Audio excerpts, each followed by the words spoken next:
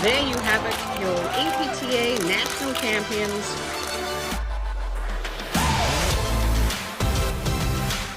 Best match of the year. Brilliant shot. Incredible stuff. And it's sitting up and he's right there.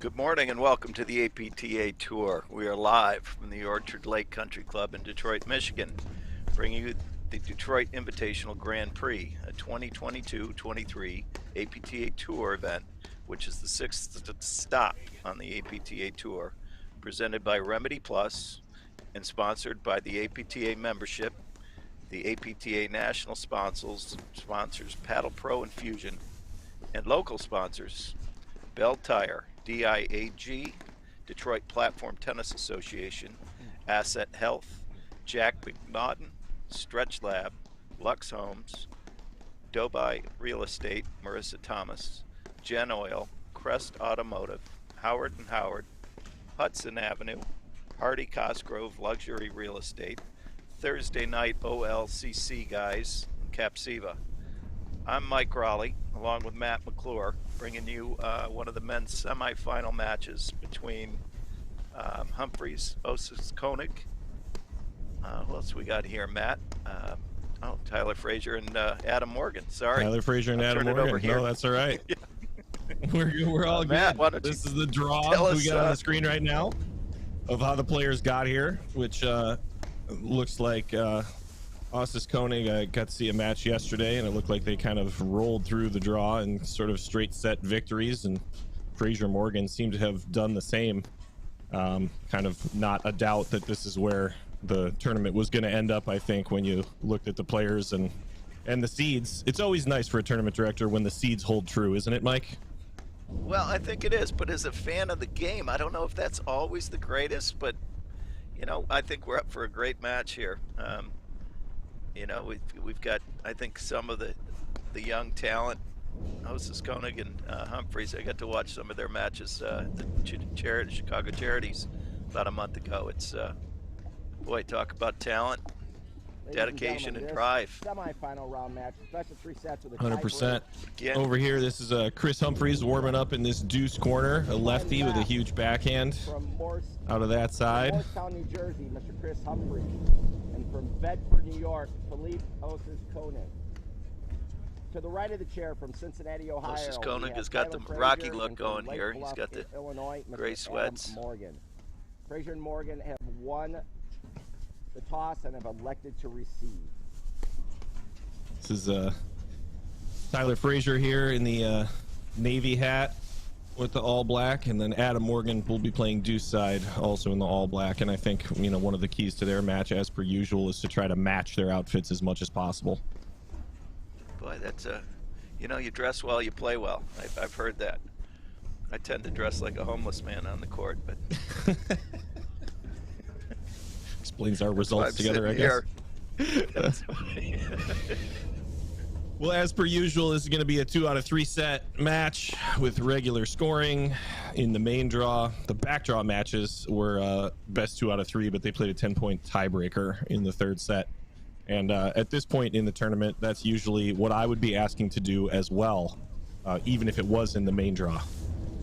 Not just a coin flip. And that's what explains why I'm sitting here, Mike. Yeah. I think what we have the 2 and 3 seeds here today, and I think you know, we've got 3 of the 4 players are teaching professionals. I know Adam is at kind of a neighboring club to me in Highland Park in Birchwood, Tyler Frazier is at Camargo Club in Cincinnati, and then Humphreys is at Short Hills Club in New Jersey.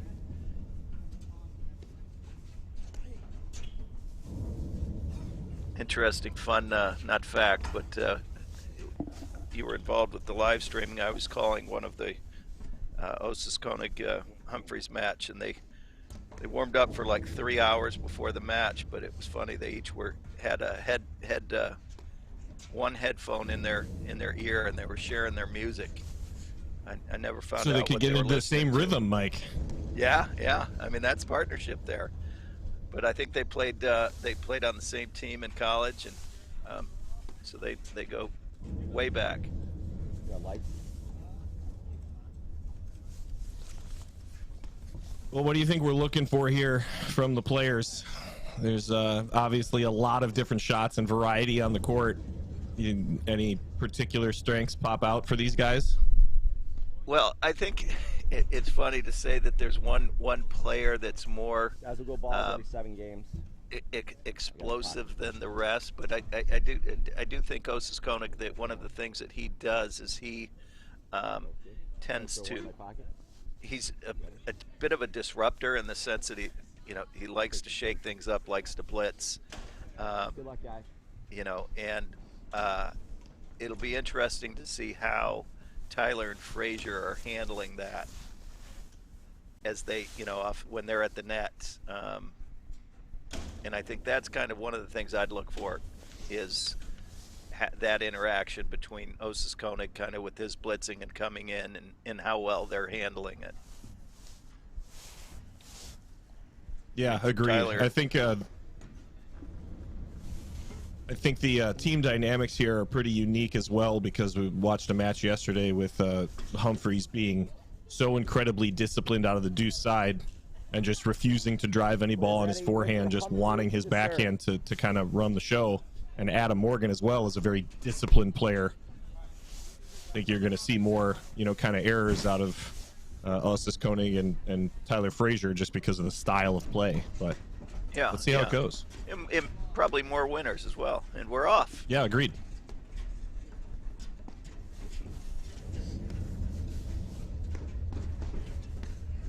But you've got all 4 players, I think, with offense on both sides. Now they've got their stronger side and their weaker side, but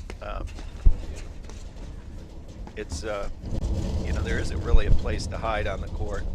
But I think if you were to say, where are they going to dump to, it would probably be to Humphreys' forehand.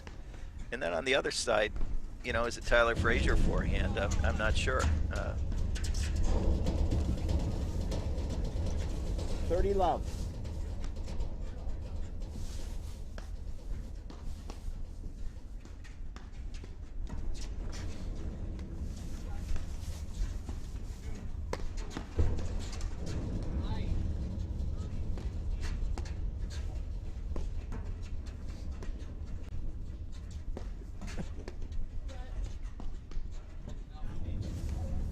$30-15. I think you're going to see a lot of Osis Koenig wanting Adam to drive that ball out of that side. Yeah. Seems to be a real position of comfort for him to 30 all. to step up on the net and just, and create, shovel volleys right back. He's hoping for that engagement, I think. Yep.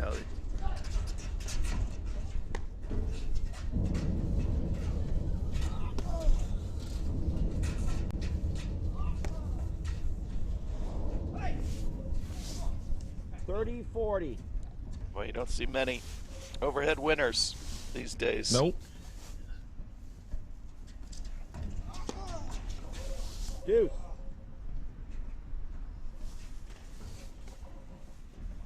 I always love to see how players start the first couple games. It tends to be a little bit sloppy. They kind of get the, get the nerves out. I've seen a couple missed overheads, missed lobs. So I expect that's all going to go by the wayside. Dig in. I was talking to somebody the other day about the importance of making sure that you are willing to swing a little bit in those first couple games. And that's why they always feel a little bit sloppy, is because if you climb into a shell and say, I'm not going to make any errors in these first couple games, all of a sudden when it's time to drive a ball, it's not there. You haven't hit anything, you haven't found your rhythm. Yeah, and I think, you know, one of the keys there is to stay aggressive to a conservative target. You know, that if you are going to drive it, you know, that being the aggressive shot, you hit it, you know, a little more conservatively, maybe a little less pace, but definitely you got to pull it out. You got to use it. Yeah. Or you lose it in some respects. That is actually where that phrase comes from, Mike. Fun fact. Oh yeah. Yeah, use it or lose it was a key phrase in the world of paddle. That's what they were talking about, driving early in a match. Don't look it up.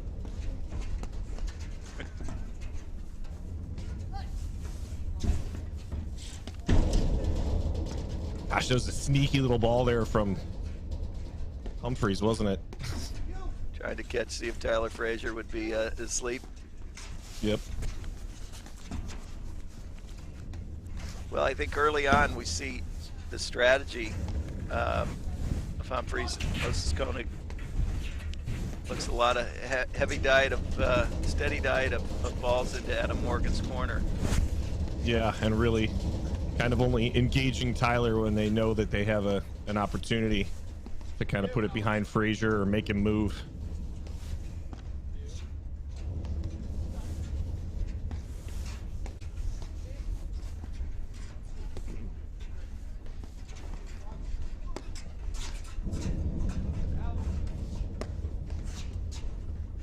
Boy, if this point is any indication of the rest of the match, we're going to be here a while. What we're in for. Buckle up, Mike. You paid for the whole seat, but you'll only need the edge.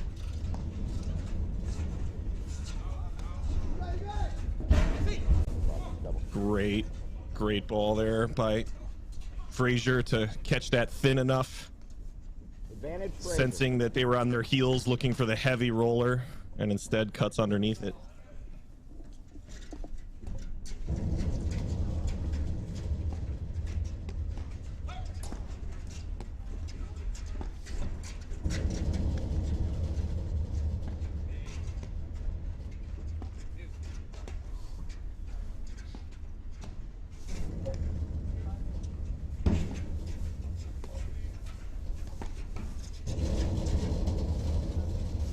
Matt, why you do? I don't want to say the majority or all of the coin tosses when they win them. Why are they electing to return serve as opposed to serve? Are you looking for the actual strategy or my own personal theory?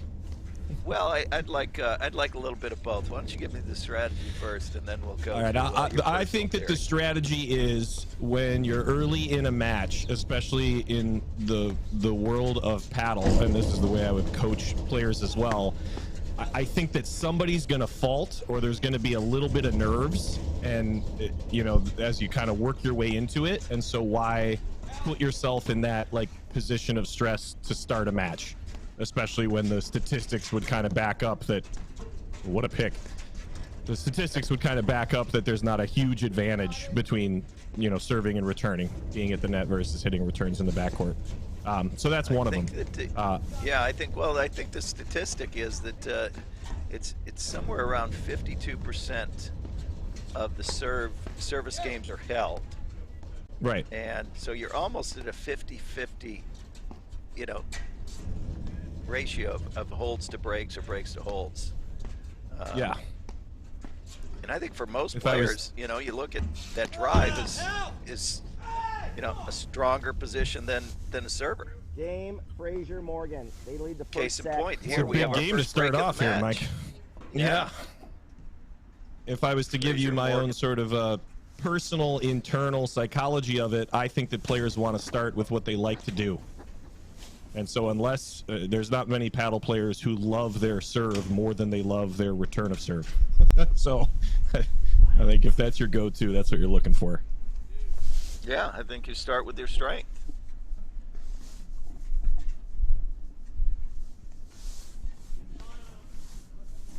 Mr. Frazier to serve.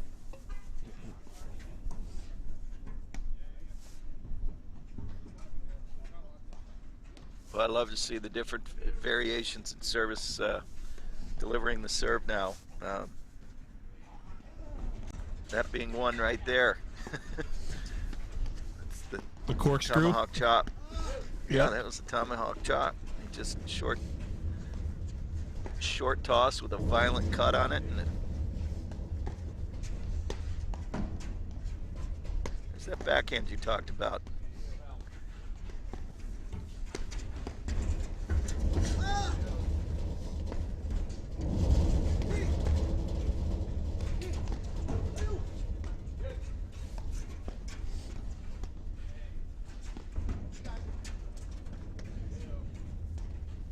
Yeah, with the exception of Humphreys being left-handed, these teams just mirror each other so well in their styles.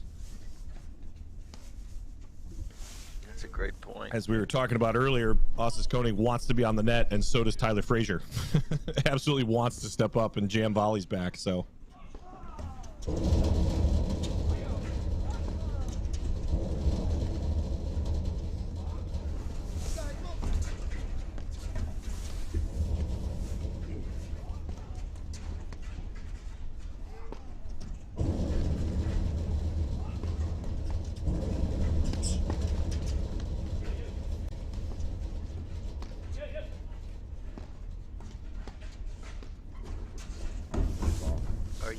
Wow. Wow. 30 love. Wow. You know, I was gonna say that was the first forehand that I've seen Humphreys pull the trigger on drive-wise, and I don't think he's gonna hit another one if that's what Frazier does with it.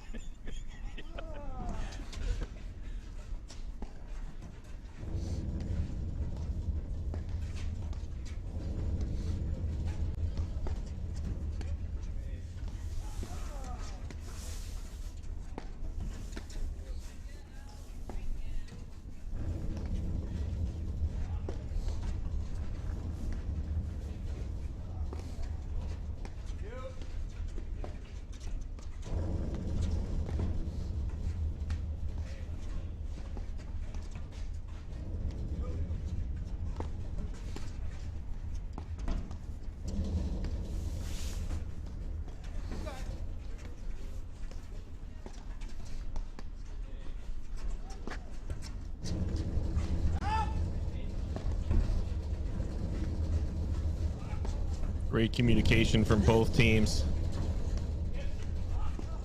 Moving around the court really well now with confidence.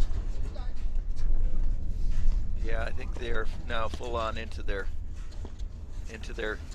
match readiness. Yep. And, you know, there's no more play one or two long points. Nope. There's no more nerves. I mean, they're nerves, but you know, they get the blood pumping and they're running on all cylinders.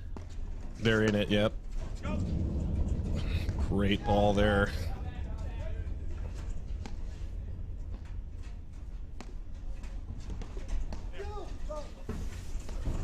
Great lob. Nice.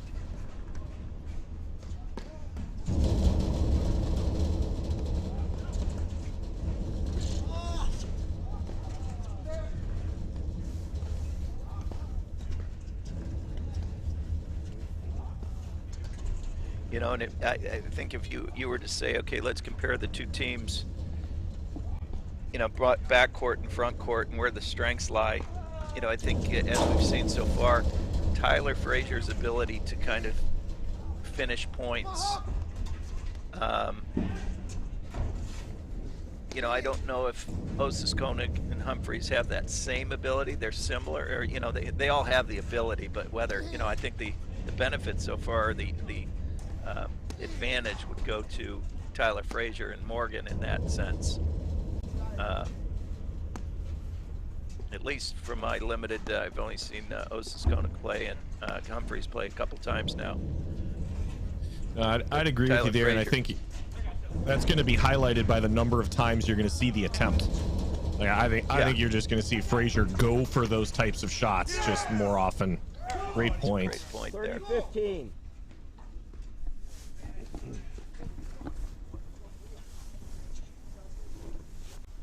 You know, in strategy-wise, you notice that they haven't hit to Humphreys' backhand much, but they lost kind of control of that point. with that one ball that into Humphrey's backhand, and he made him pay. You know, yeah.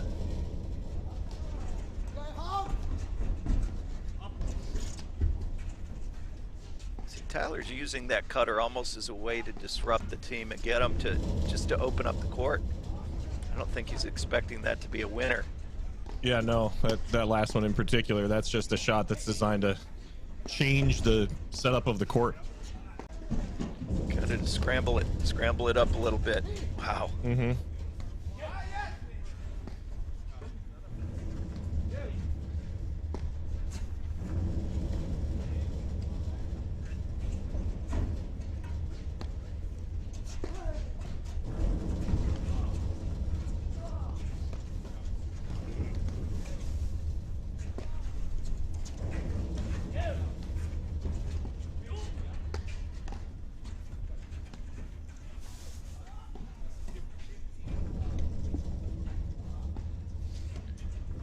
Well, we're 25 minutes in, and we're at 1-love in the first set. Is that, great volley. Great volley. I don't think he intended to hit the dropper, but you saw him apologize for it. No, but he played the right position. He saw it coming and he stepped up. You know, I say trash goes over when you're in the right position, and it clearly was a mishit volley. It turned into a winner. Paid off.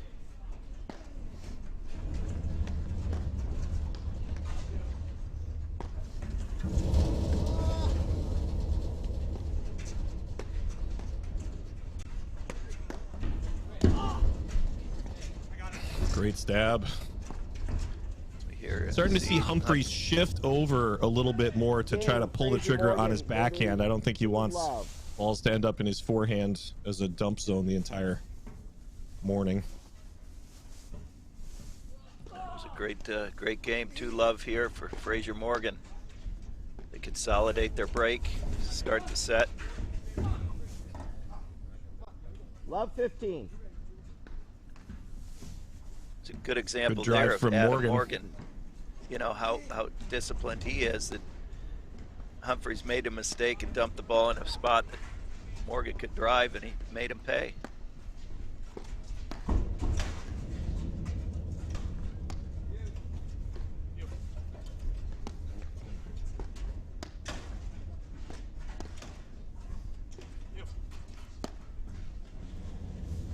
I was calling the women's semifinal last night, and one of the things I said, you know, as a student of the game, if anybody's watching, you look at the drives, and you know the majority of the drives are not point ending.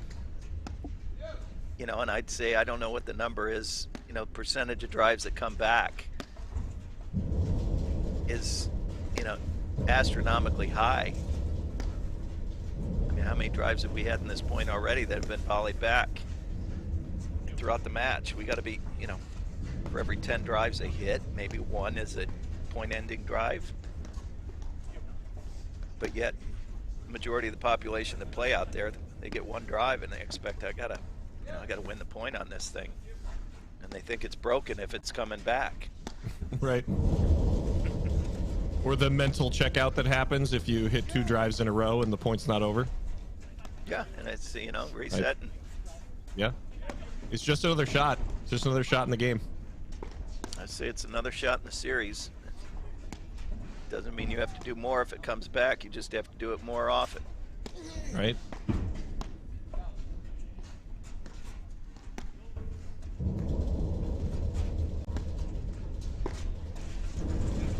Yeah, Adam just sensed that miscommunication at the net. Great recovery from Ossis Koenig. There's 15 all. the look at the paddle after a miss. 15 all.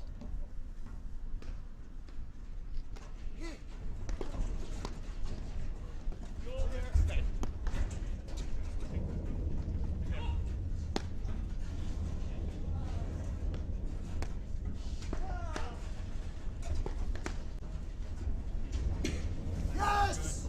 Wow, it's a great volley. Great volley. 15.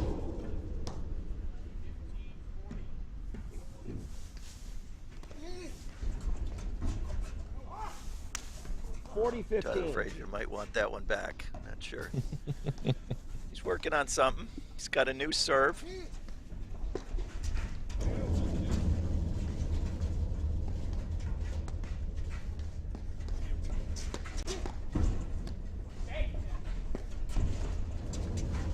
There's that blitzing I was talking about. You see how often Osis Koenig is moving forward, looking to pick that ball off. You know, you've got the primary pressure of having to hit a great overhead or a low volley, and then you have the secondary pressure of that blitz and having to worry about what he's doing. It just cinches up the difficulty level dramatically on those shots.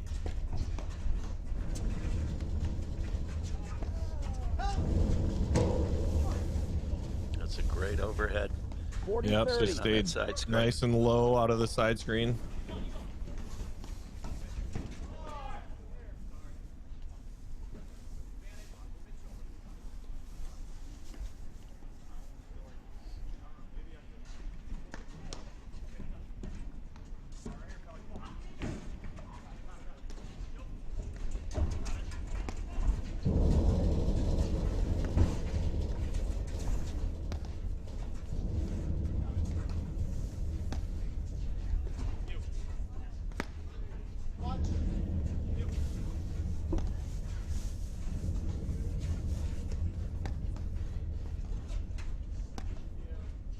Yeah, Matt, I think you know, you look at kind of strategy-wise, both teams have, I think, a clear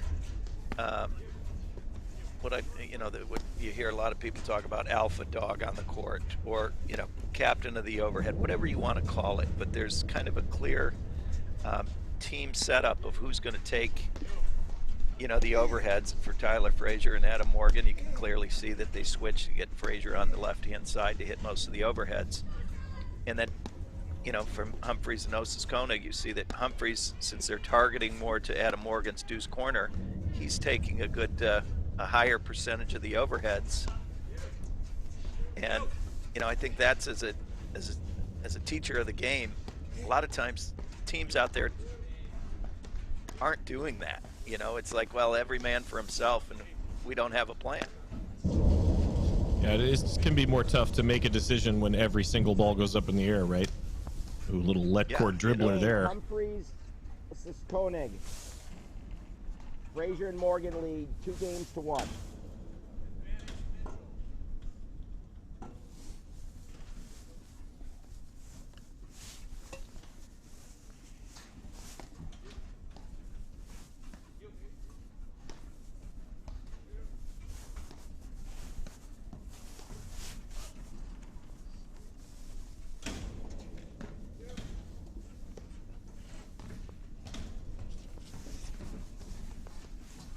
Well, this is the 6th stop on the APTA Tour, and this is the 2nd of the 4 Grand Prix events here in Detroit. 13 tournaments is the tour, 12 of which are live streamed. So we are roughly halfway through the season. Jeez. Is that believable? Hardly had any. I know, hardly had any winter weather. I don't want to jinx it, but you've ruined it now, Mike. 15. Yeah. It's that, the curse of the announcer's curse. Yeah, it's you know, it's, I love that this live streaming is you know, bringing it, you know, it becomes bigger and bigger. I mean, the paddle, you know, the game of paddle is growing, but the reach and the exposure is also growing with it, which I think helps the growth. It's no chicken before the egg, giving the fans what they want, right? Absolutely. You know, the greatest tournament out there, you know which one that is there, Matt? What is it? It's the Team National tournament that's taking place in April. Who's hosting that? Who's hosting that tournament, Mike? That's a great question. Who's the tournament director of the men's this year? Is yours truly here, Mike Crawley, in the host club, Exmoor Country Club, in Chicago area. Last year we had 280 women in 18 different flights or divisions. You know, it's the everyman's tournament in the sense that every level. Wow. Nice pick.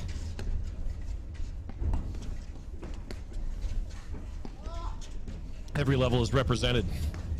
Yeah, you know, we have a place for everybody. You know, for just about every PTI level, except maybe for the highest level. But the women are moving out to New Jersey this year, and the men are coming back to Chicago. I think this was just great volleys up here. Great.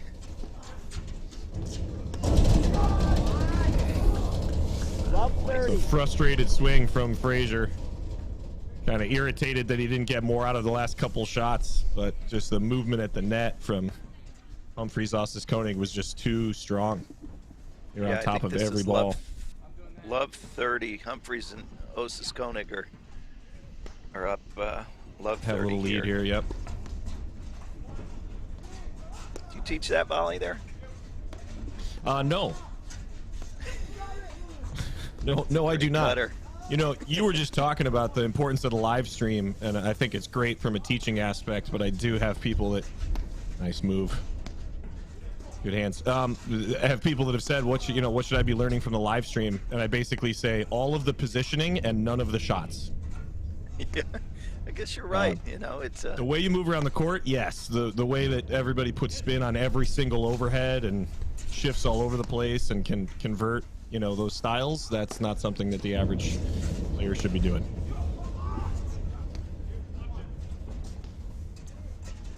Yeah, I remember years ago I was playing with maybe Brian Uline and Dave Keevans. And the viewers don't know who that is. They're two-time national title holders, but they spun the ball, you know, crazily, and I was playing with them, and I went back in to grab another, you know, like the 13th ball we played with because they've shredded them. And one of my members was like, Mike, I want you to teach me how to hit those spins. And I said, Tom, I know I got the time. I don't know if you got the money. Oh, what a lob. Take the net here. So this is really fun to watch because all four players have entered sort of full sprint paddle now. I mean, everybody's pretty much swinging freely and mixing up all kinds of different shots. They're using the entire court. This is when you see a couple top teams in the groove. This is what it starts to look like. And 35 minutes in, and we're in the fourth game. Yeah, it's not that they are playing with discipline. It's just that they're all feeling good about the way they're striking the ball. So. Right.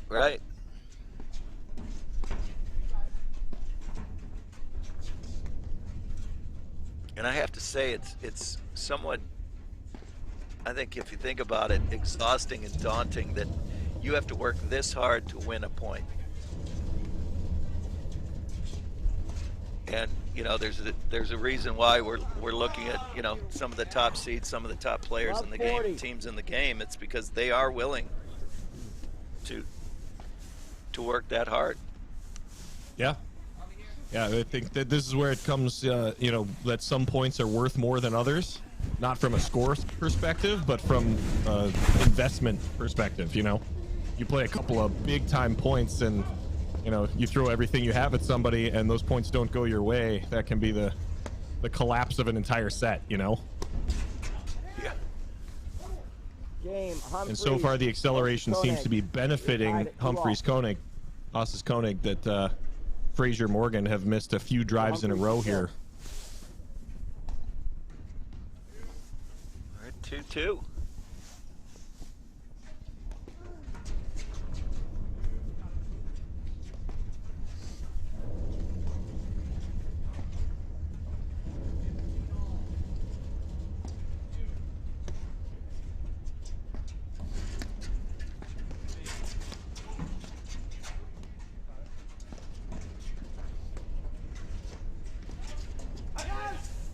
Oh, that is fantastic cutter. Great swing. 15 love.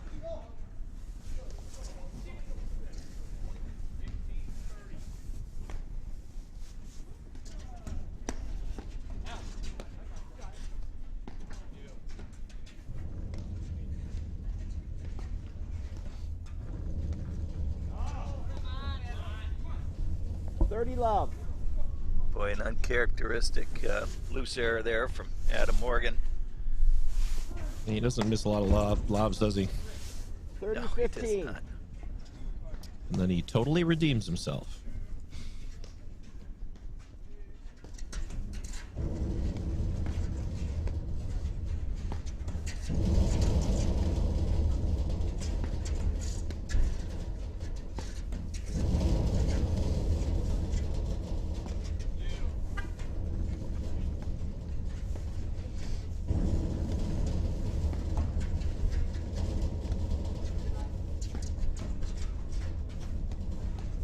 Boy, the weather in the Motor City here is about, I think, 30 all. 35 degrees at Orchard Lake Country Club. Beautiful club right on Orchard Lake. Get sailing programs there in the summer, and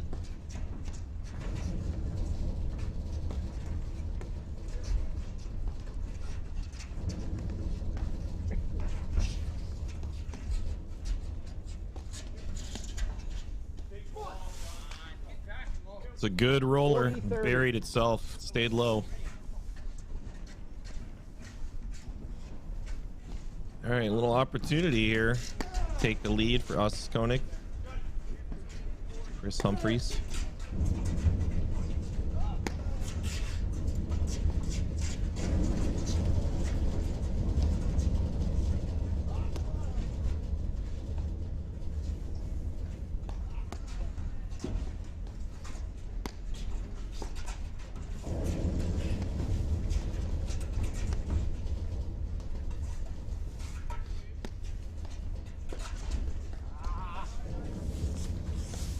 Oh, man. Game The Humphreys, let cord Ossis clipper Koenig. gets him the game. They lead Mr. Frazier, Mr. Morgan, 3 games to 2.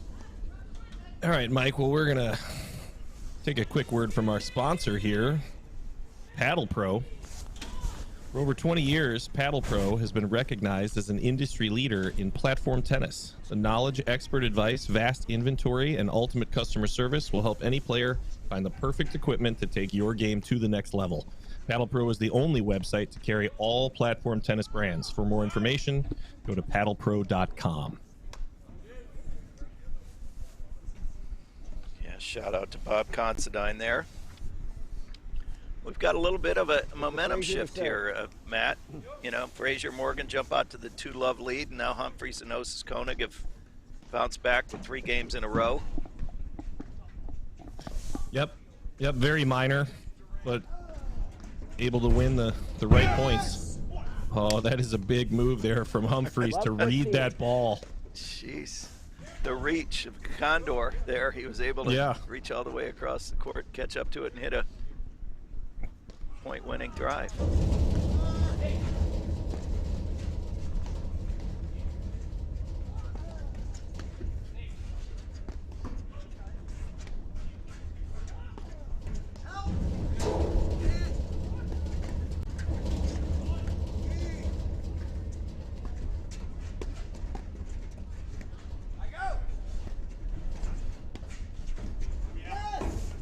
That might not be the shot we want to try there. That's a tough one. Humphreys was able to keep that one so low. Tough to convert that.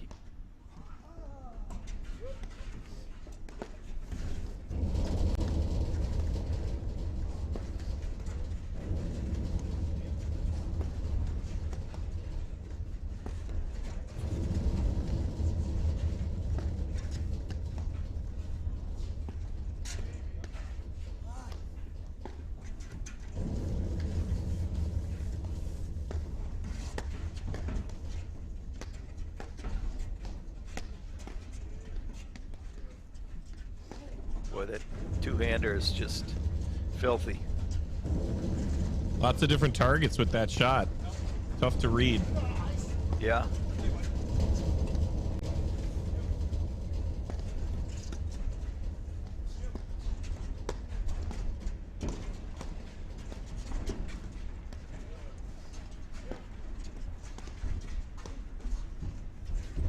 What a great fake to the lob. great example of how the lob can be used as kind of an offensive shot. Yeah. You know, that block lob from a drive situation, you block lob. Yep. Over that player on top of the net. Really highlights the importance of setting up as though you're going to drive, maybe more often than you even plan on it. Yeah, you gotta sell it. You sell it with the move as though you're considering the drive, and then when you actually hit the lobs, if you get somebody caught in mid-step while they're closing the net, you get some free space behind them. But you notice too where that ball had landed, it wasn't like it landed from a foot from the baseline. No, you know, it was like 3/4 court. Yeah, it just forced Frazier to step forward to defend the shot, and just well placed. All right, triple All right, break so clearly a momentum 4-2 shift, as you had mentioned. Yep.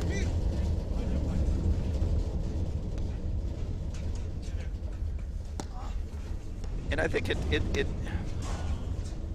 you know, where it hasn't been that all of a sudden Osis Koenig and Humphreys have taken over and ripped a bunch of winners. It kind of maybe a few loose errors here from Tyler and Adam Morgan, Frazier and Morgan.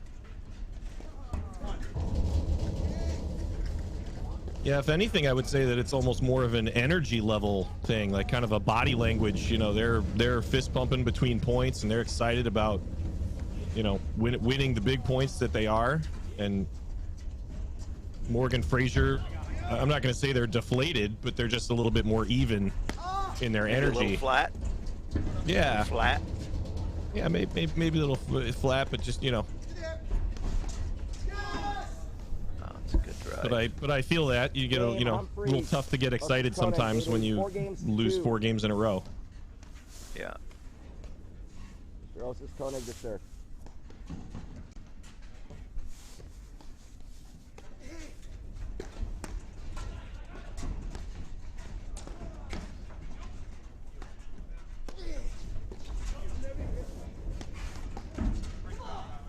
That is a great play. Kind of pulling an Osis Koenig on Osis Koenig there. Tyler's so quick. They both are. I mean, all 4 players are so quick on the court. But that little sneak attack blitz.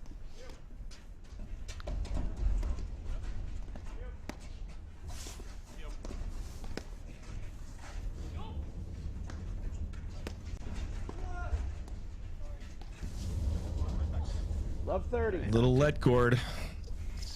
See if they can right the ship here. They're up love 30. Frazier and Morgan lost a bit of a skid, losing 4 games in a row. Another great blitz. Love 40. Yep.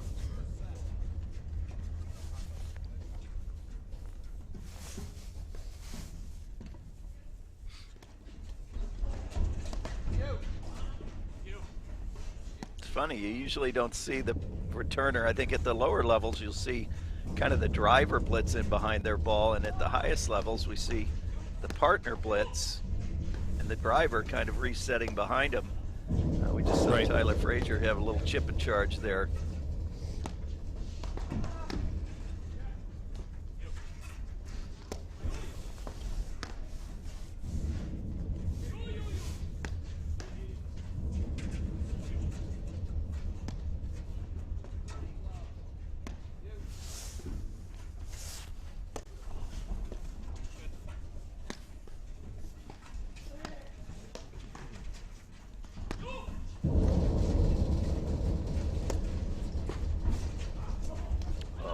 Good look.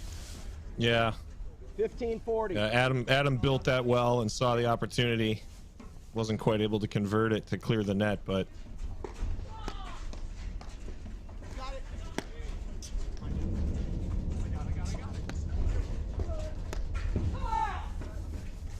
there we go. There's a little that was a quick reset of momentum there.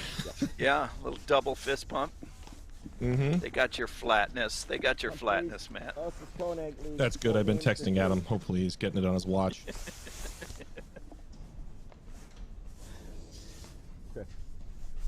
You know, it's about what I expected. I got to say, it's just this as they maneuver through this first set, we're we're looking at kind of this, you know, in and out of ebbs and flows.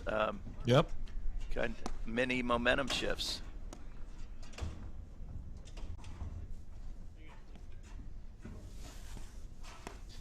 Yeah, I think one of the things worth mentioning is how that can be so intentional from teams. Like you saw Frazier there, especially with his returns and his movement.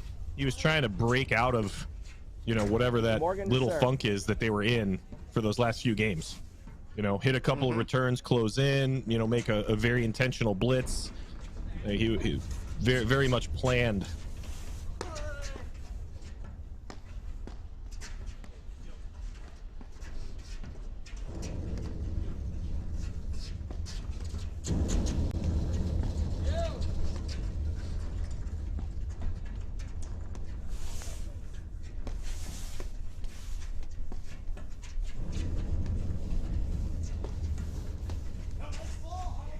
You know, and you see like right there, that's the lefty spin of Humphries. You know, Morgan and Frazier have to deal with not only one overhead or one player hitting multiple different spin overheads, the slashes, the rollers, but then you've got the lefty and the righty, so you have double amount of spins that you have to deal with.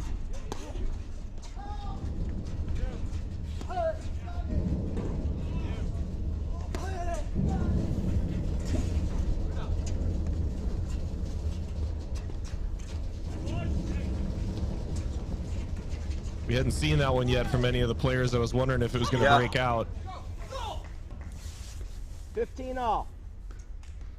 You know, it's interesting, and I love to see how the women's game in that semifinal I was calling last, 3 of the 4 of the ladies hit just that killer huge roller right at the backboard player, and it was a weapon. And you know, it's how the game is evolving, and they're now kind of taking into, you know, that transition and the dynamic athletic. It's fun to see. Yeah, absolutely.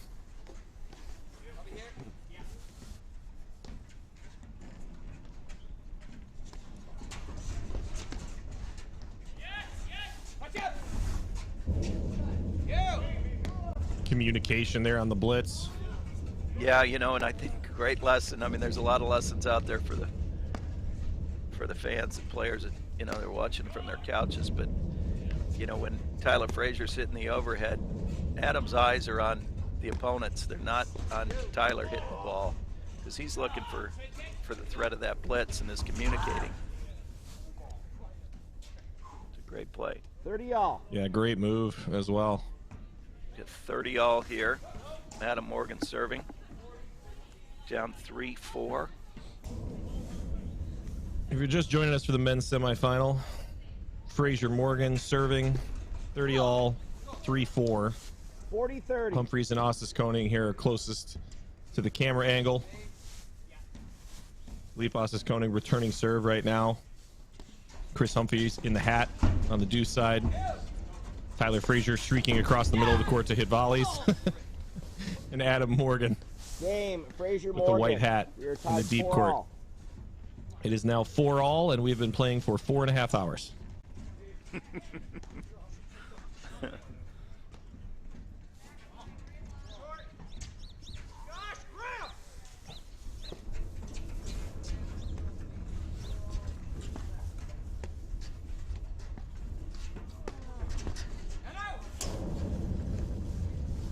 Maybe a little flinch there from Ostis Koning, looking like he wants to cut that off.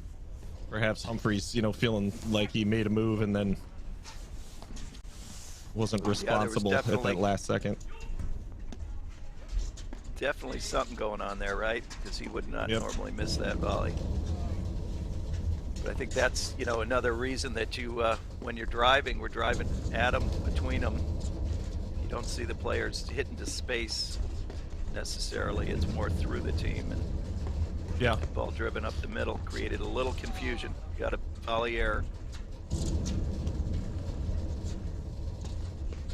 And you've really seen Adam Morgan with such precision on his drives. I think he's caused more transitions than anybody on the court right now, and he's just picking his. I jinxed him. I knew as soon as I started talking about it. I was going to screw him up. But he's picking his spots so well, and he's consistently hitting the ball on that line directly between Humphries, Ossis, Koenig, which is that, you know, kind of that righty, that one, you know, vulnerable spot for a righty lefty in terms of who's taking what volley. Yeah.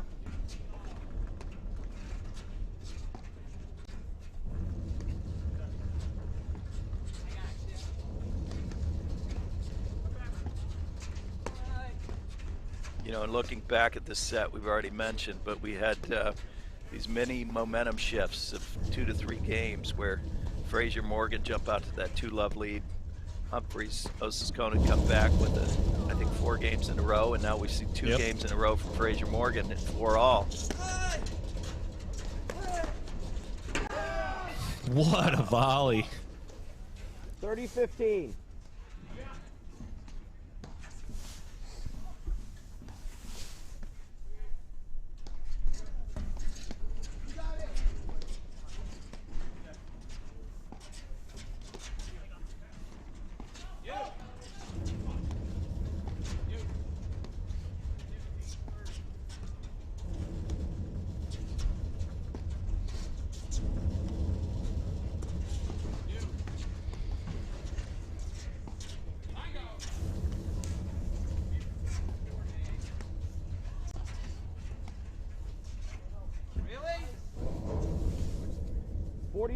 Love just drifts wide. Let's see, really? It's a little shocked that he missed that, a little disappointed in himself.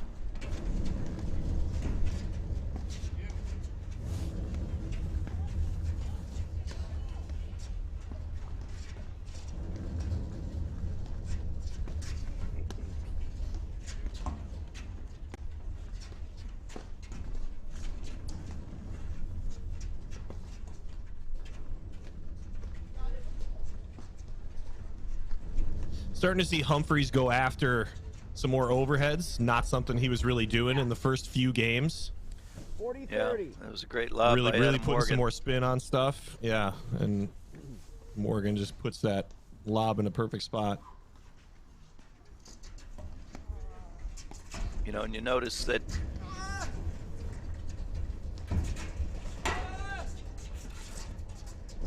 what a kid. Nice recovery. Like it never happened. Here we go. We're right back to neutral, right? Yep. Yep.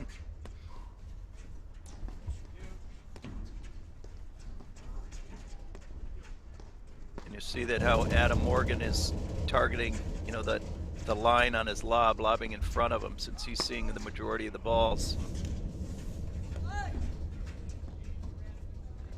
He's trying to draw that overhead to his partner.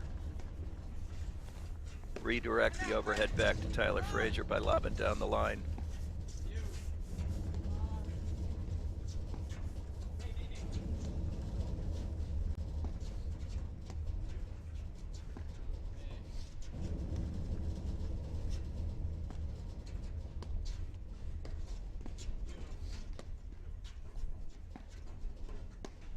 Matt, I had yesterday, I had 4 20-somethings that were good tennis players from Exmoor that were out playing, and I just was watching them play, and I stepped out and was giving them some tips. They, you know, 4 22-year-old, 23-year-olds, and giving them tips. And I said one of the biggest tips was the use of the middle of the court. That, you know, they were hitting every ball into the corners and forcing balls into the corners. And you see the number of balls here at this point alone that Ossis, Koenig, and Humphries have hit up the middle of the court. And it's amazing at the highest level, the use of the middle. Oh, that was a big point there. Game, Humphries, drew an error. Koenig, they lead Mr. Frazier and Morgan 5 games to 4. You know, and that use of that middle and how important it is, you know, as a reset, a setup, and a defensive overhead hit through that middle. And I mean, that alone is worth its weight in gold. Don't you agree? Oh, absolutely. And I think that especially at the higher levels now, it's such a game counter punching. You know, you have the desire to attack the corner, but if you do it at the wrong time and somebody's got, you know, a strength on the outside wing, or they're really good at shifting and driving the ball, I mean, it can come back to hurt you immediately. Mm-hmm. Yeah, that middle really keeps kind of the holes in the court at the net to a minimum. You know, it really cinches things up.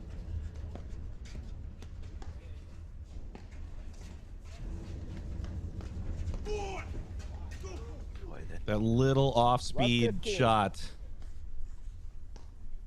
has caused some problems for Fraser Morgan. Well, I think the intent there, right, is just to get the ball to dip a little bit below net level and force him to lift. Yeah.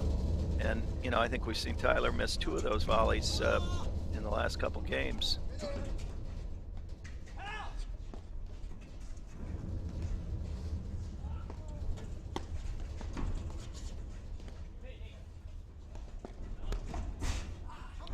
Oh. It's a great read. Morgan kept that just low enough to be a problem.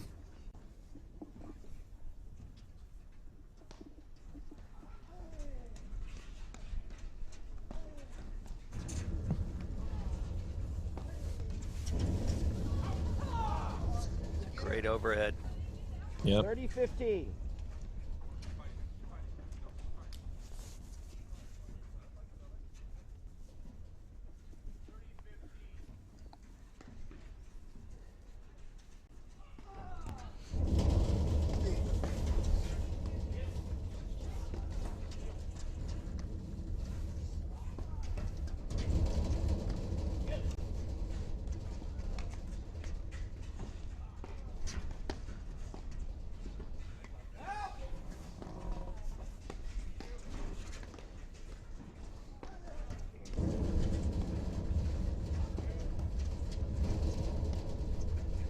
Here's a trick question for you, Mike. Yes, sir. What a dig. What do you start thinking about towards the end of a set? You're in a situation like this, 5-4, 30-15. Somebody's got to win it.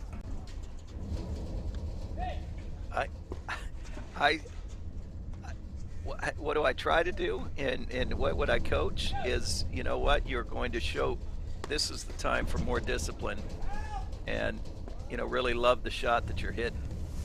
And if you don't get the right attack ball, you know, we got to keep, it's really about minimizing the errors here. And I think a lot of times the mistake is to play that fast speed up rather than, you know, play disciplined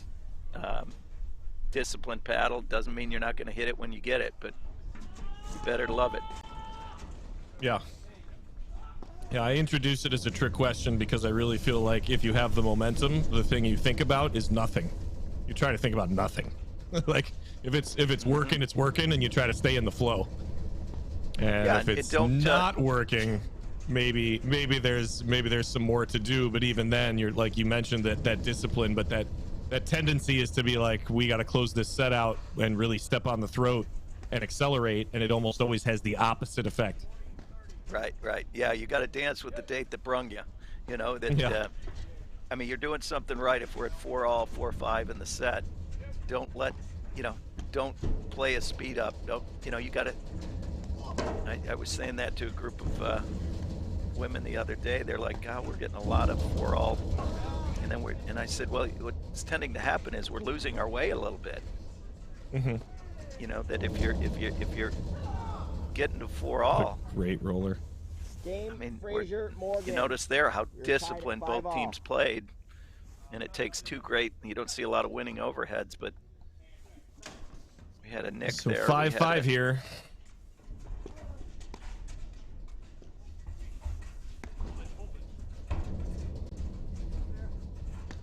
And the other thing is, you notice that you don't see, if you weren't aware of what the score is, you're not seeing a different style, different speed or pace of play from, you know, 2-2 to 4-all to 5-all.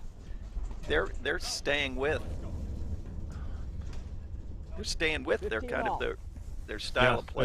That same rhythm. You're still seeing that same rhythm. Yes, exactly.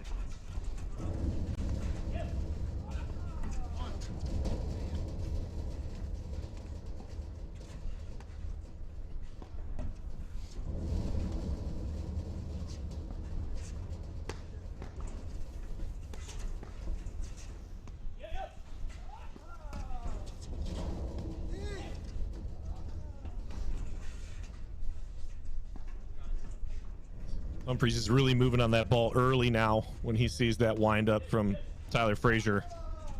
Yeah, there's no surprises, is there? He knows exactly where the ball is going to go after it bounces. Oh, that is tough. You see the frustration from Ossis Koenig. Nobody did anything wrong in that point. That's just the way that it ended.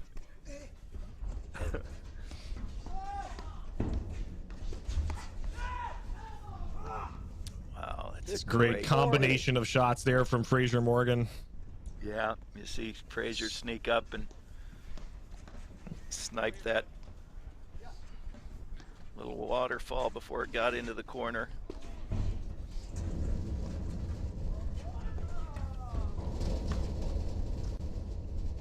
Five all first set, Detroit Invitational, and that one is just too thin. Wow.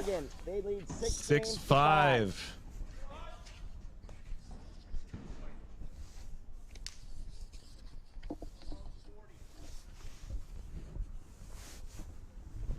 Well, as we kind of expected.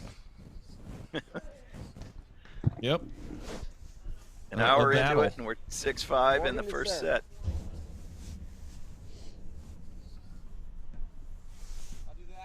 Adam Morgan serving. Tyler Frazier up at the net.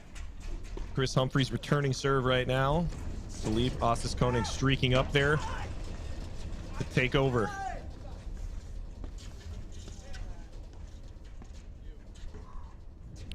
So who do you think is in better shape if we were to say take the Morgan family? You know, the Allison, Adam's lovely wife. I'm sorry, did you want to keep listing names? It's Allison? Yeah. So you're saying it's Allison. You know, she's one of the country's. They're co-directors at Birchwood Club. What a great overhead. From Chris Humphries.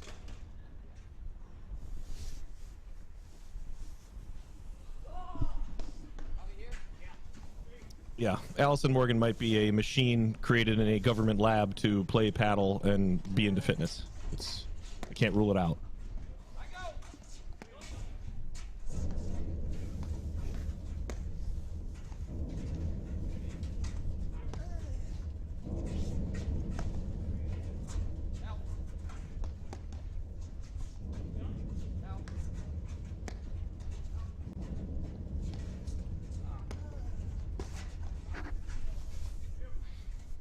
All.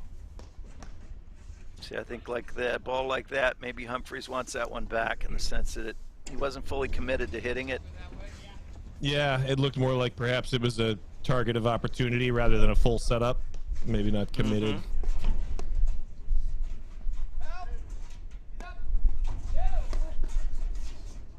Wow. Great hands by Philippe up there. Ossis Koenig making it look easy. Both balls were targeted at him to try to get an error, and he flexed them back.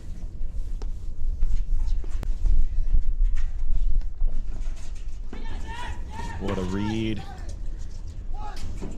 And I think Ossis Koenig is, speaking of being in shape, I think he's in, he is an absolute in the world of fitness. Beast. Yes. Yeah.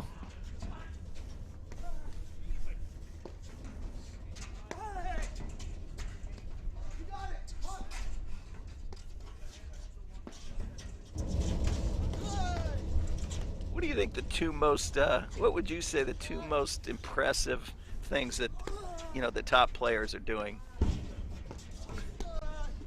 I would say that I would say that the top one has to be that, like, these teams that are in the, you know, competing at this level of tournaments, you know, that are in the top 10 seem like they're so comfortable closing the net in order to create that disruption, like you were talking about sort of at the beginning. So like at least one of the two players, if not both, at any moment could step up to three-quarters court and sort of shake up the rhythm of a point.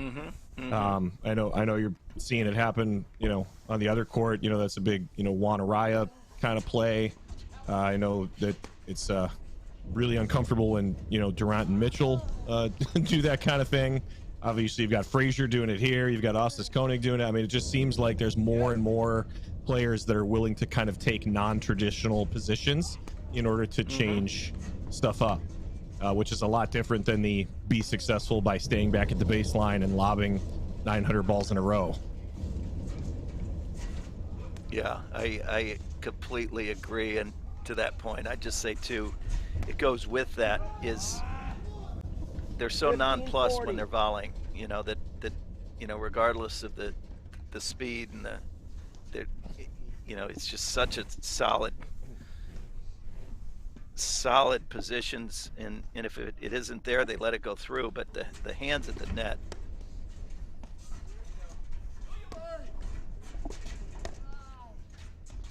And we got a double break point here for Humphreys. Us kind of save one break point. 30-40.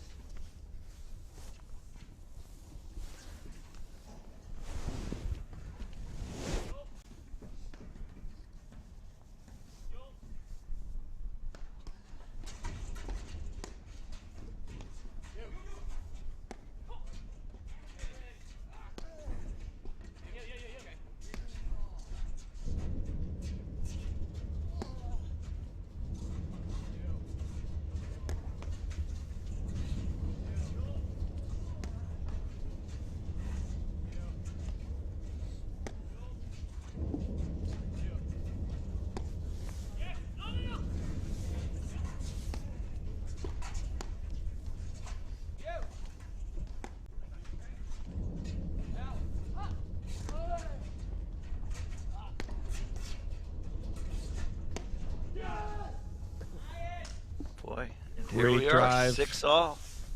Game, Humphreys. First set. Hey, let's play a breaker, Mike. What do you think? I think you know, it's only fitting. Do you think if you offered this to these teams an hour and 9 minutes ago that anybody would have taken you up on it? I probably would have said, they would have said that's the plan. If we're not winning at 0-0, plan. You know, we're going deep into each set here. Yep.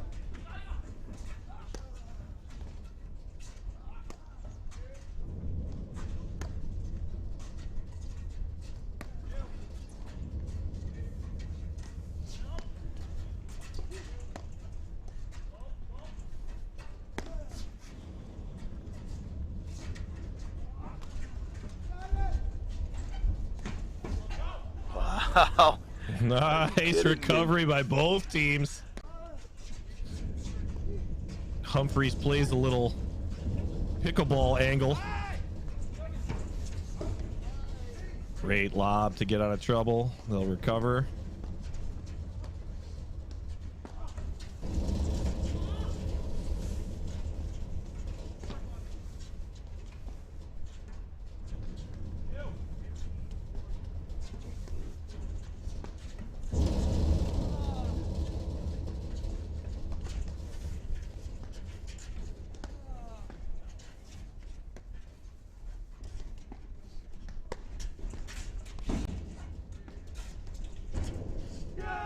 Oh. Humphreys Osis Koenig take the first point of the tiebreaker. 1-love. Love one.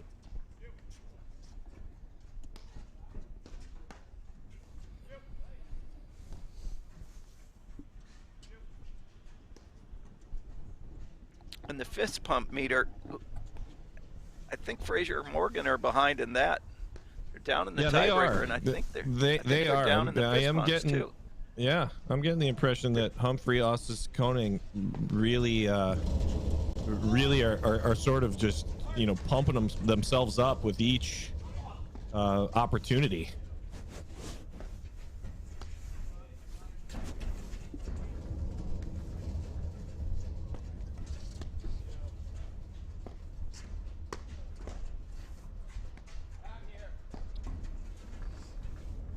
You know, Frazier and Morgan are the second seeds as far as the points go, but as fist pumpers, I would have had them as the first seed, just fist pumps alone. But Frazier and Morgan would be a close second seed in that. Yeah, I would agree with you on that. It's not very often that you see Frazier Morgan get out fist pumped.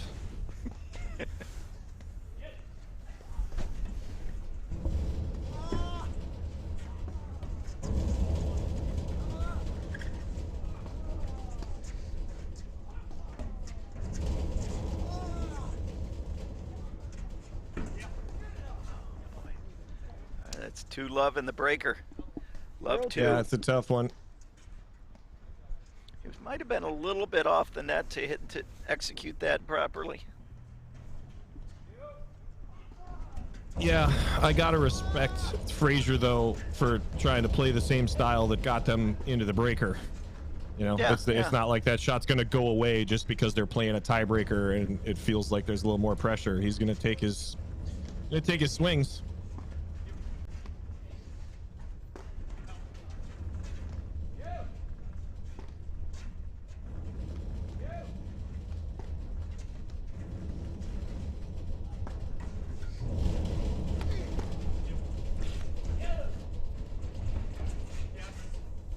Wow, that is tough. Great move to recognize how out of position Frazier Morgan were at the net.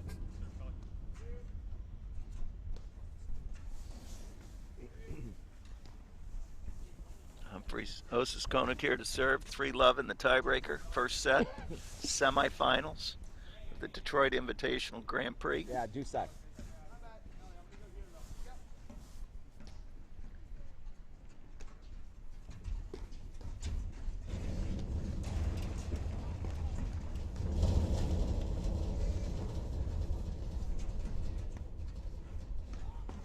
You know, as a teaching pro this game, Matt, one of the things I really like is, you know, they might be playing at a different speed with different spins, but the way that we coach the game, you know, it doesn't change dramatically from, you know, the recreational level to the top level. I mean, the shifting, the communication, shot placement. It's, Yep. you know. Yep.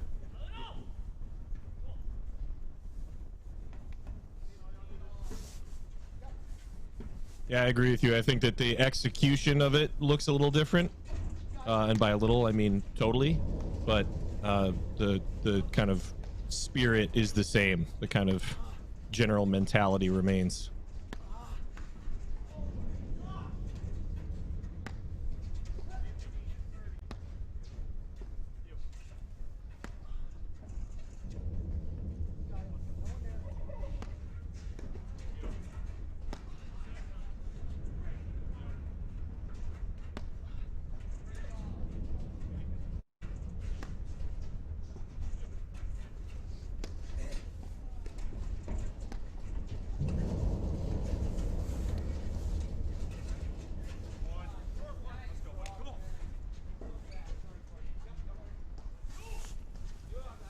Humphrey, Osis Koenig lead Frazier Morgan 4-1.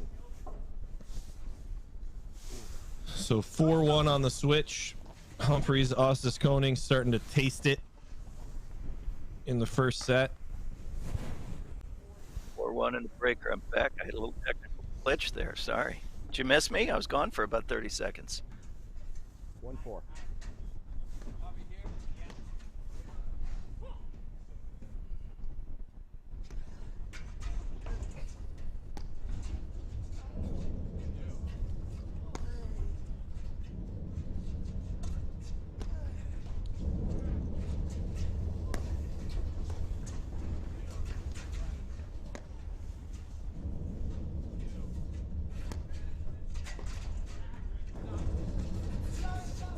Sneaky opportunity there from Osis Koenig.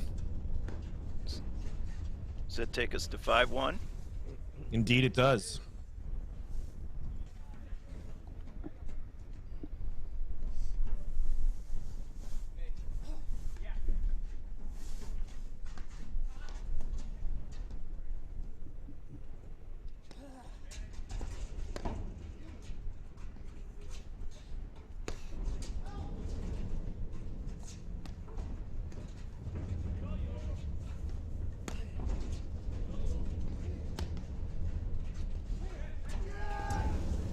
Wow. Such precision to pull up that drive inside out to the alley. It's rare you get to see a drive go around a player like that for a winner.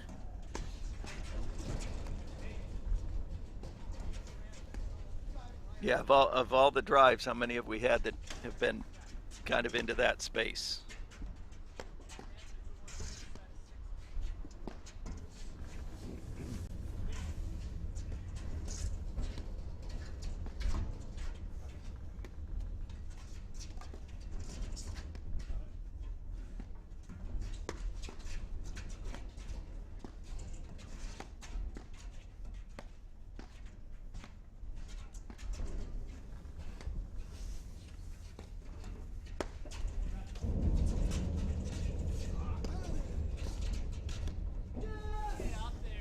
Wow. What a pickup. Set, Humphreys, Ossis Koenig, 7 games to 6. A grinder in the first set. Well, we're going to take a quick break for a word from our sponsors and be right back with the second set of the Detroit Invitational from the APTA.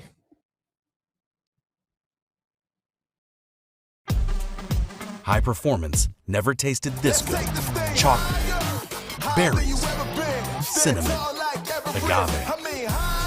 Fuel your car, then fuel your body with Remedy Plus.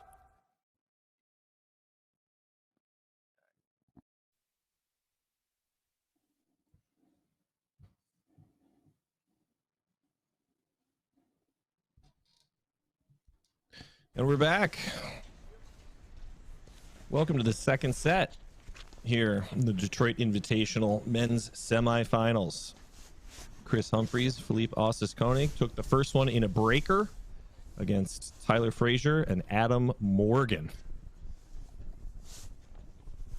Gosh, this is one of those tough situations in paddle here, Mike, where you try to figure out what you're going to do differently in a second set that you played for an hour and 12 minutes and went all the way to a breaker.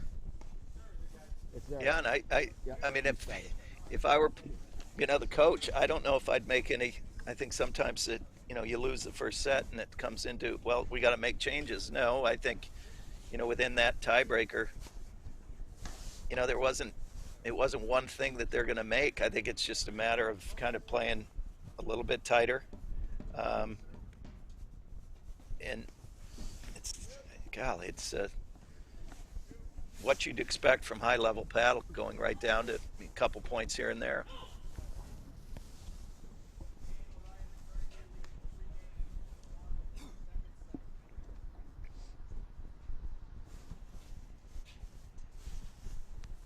Second set, Mr. Frazier to serve.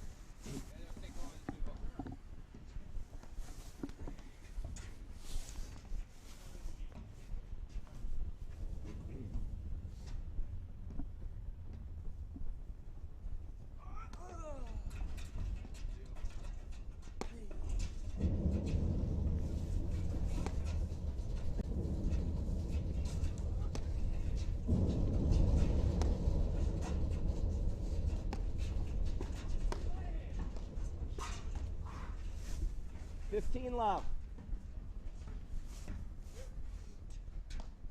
I mean, did you see anything glaring that we need to, that Tyler Frazier and Adam Morgan need to address? No, what's interesting is I don't think any of these players are strangers to playing 3 sets, and it's not. I don't think that Frazier Morgan feel that bad about losing a first set in that situation. I would be willing to. Yeah, so there's not a lot of panic, is what you're saying. Yeah. It's sort of just go to work and get back in your rhythm that made the first set nearly successful. And I would say, if anything, a lot of times there's more risk for the team that wins a breaker and expends all that energy. And if you start feeling like you have a lead and you swing a little loose, it can be easy to dig yourself a quick hole. So first couple games of second set are incredibly important for Humphreys Ossis-Koenig here to sort of maintain level. Yeah, you don't have that early second set after you win the first letdown.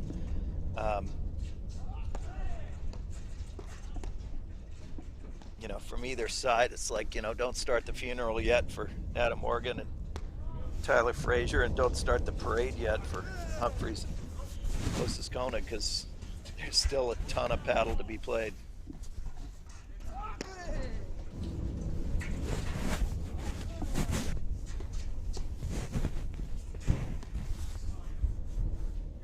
That is a 30 love. fantastic touch.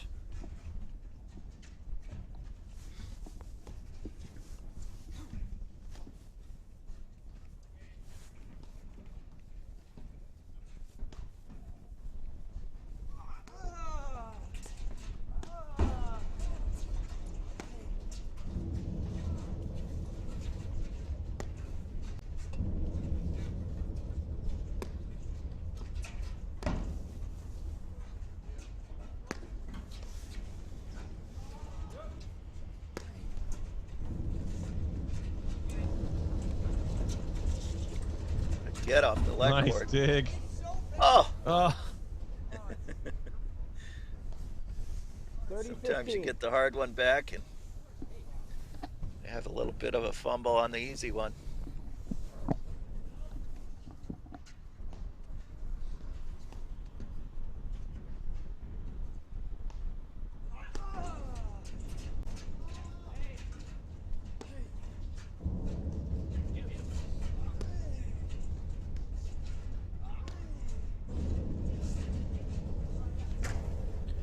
Boy, that's 2 leg cords in a row.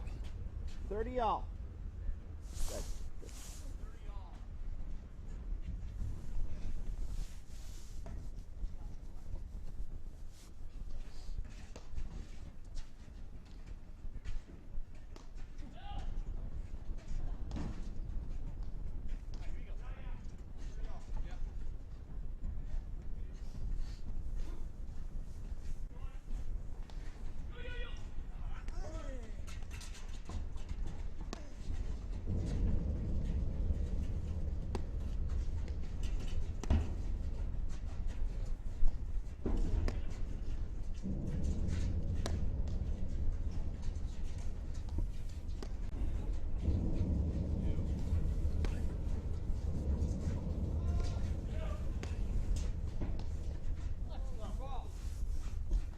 40-30.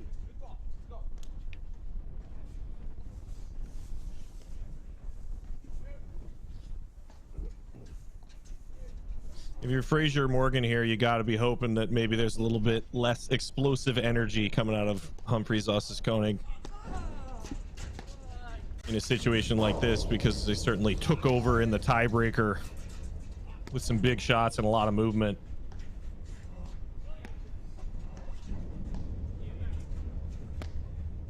Yeah, and it's hard to match that energy or better it. Yeah, bettering it is usually what turns into errors, right? Couple of big shots go your way. All of a sudden you start feeling like you're going to do more with the next one. It's a great cutter from Tyler. Humphries was thinking he'd hit the short one. It was a great little flick there to keep it from hitting his body. They get one more good roller into the corner and take the first game. It's a bit of a statement, I think. Not going away.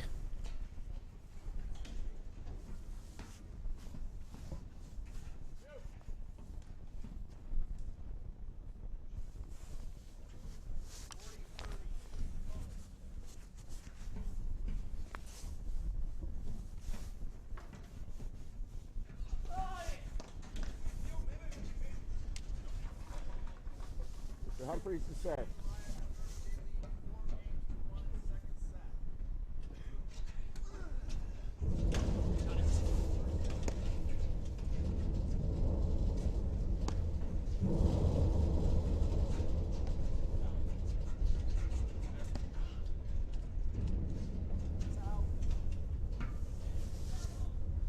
Love. It's a good example Morgan there just of how caught in Humphries. the movement a little bit.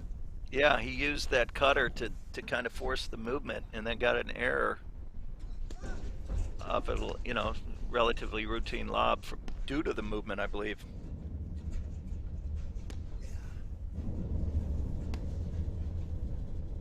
That was deep. It was deep. 15 all. And you see here, even the best players in the points are ending on errors, not necessarily on winners.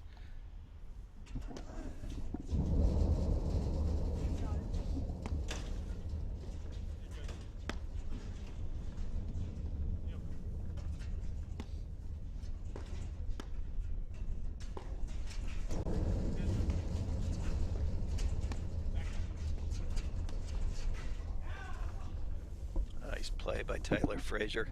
15-30. There's that blitzing that we've talked so much about.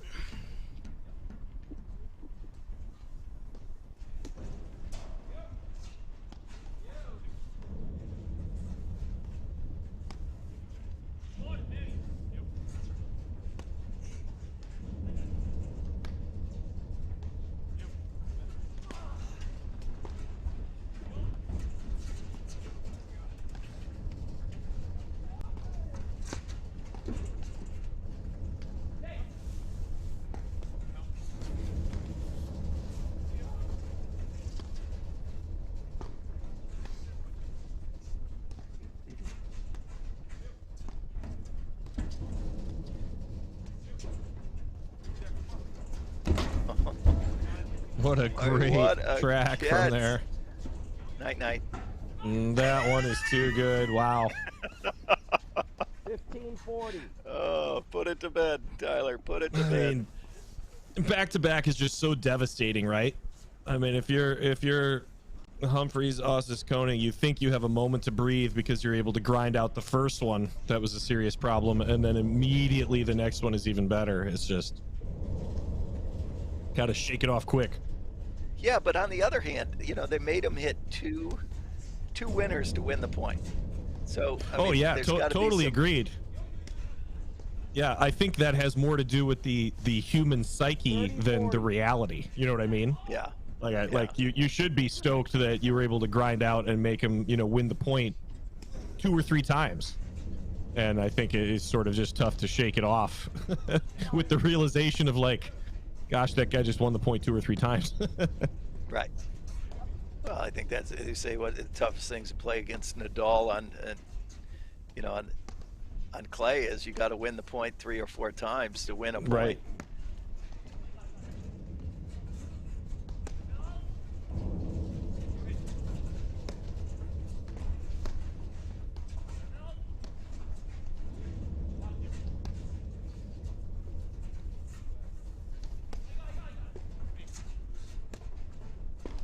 Second break point to take a 2-love lead here for Frazier Morgan. Chris Humphreys serving down 30-40.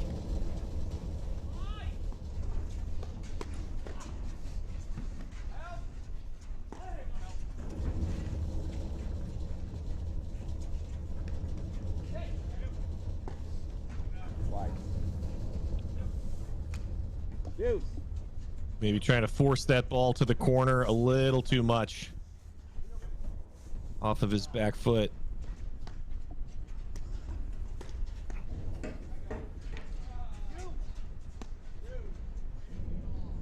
No.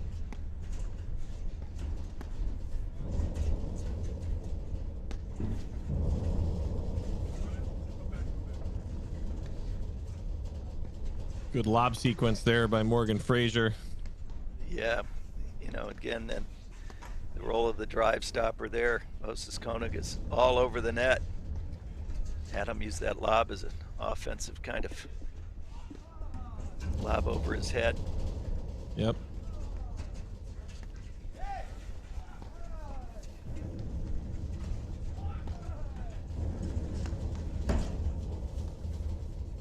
That was a great opportunity there from Ossis Koenig. It maybe got out in front of him a little bit farther than he anticipated, and it clipped the tape, but gosh, that was the ball he wanted. He was all over it. I think so.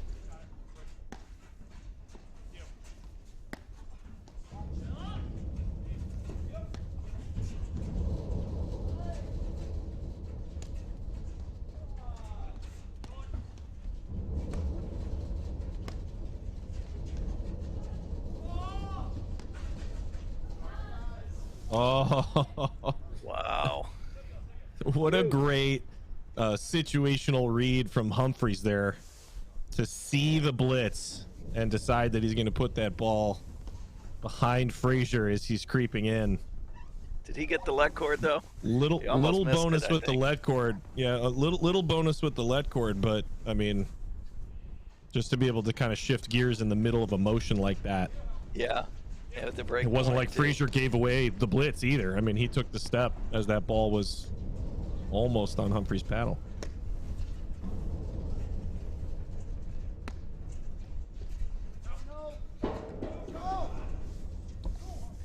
frustration there from Adam Morgan.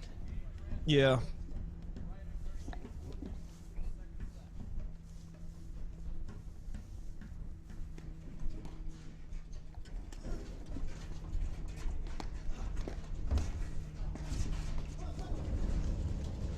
Good blitz and nice move to recover.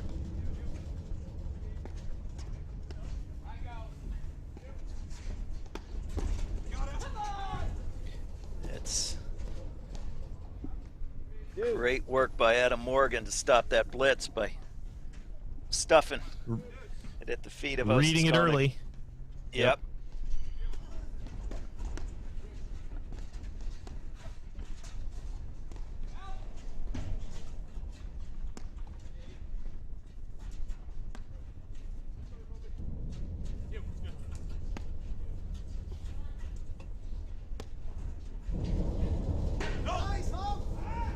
Wow.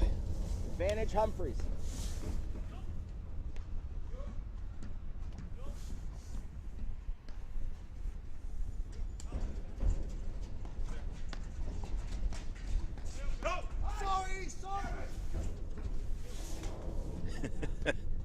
I love that.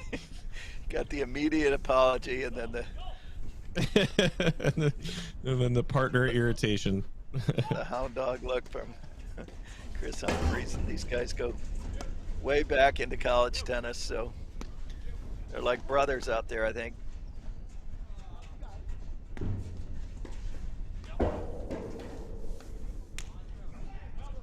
Advantage Humphreys.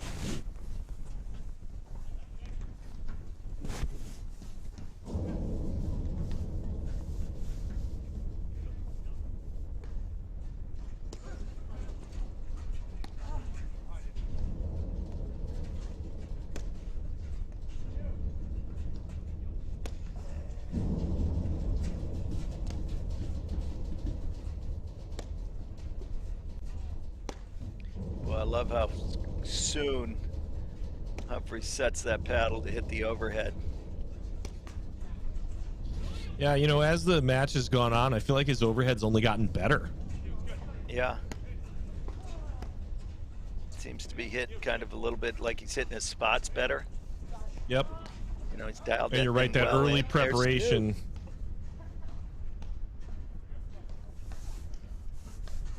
So we have that threat of the blitz here from Frazier. Forced a overhead error back to deuce.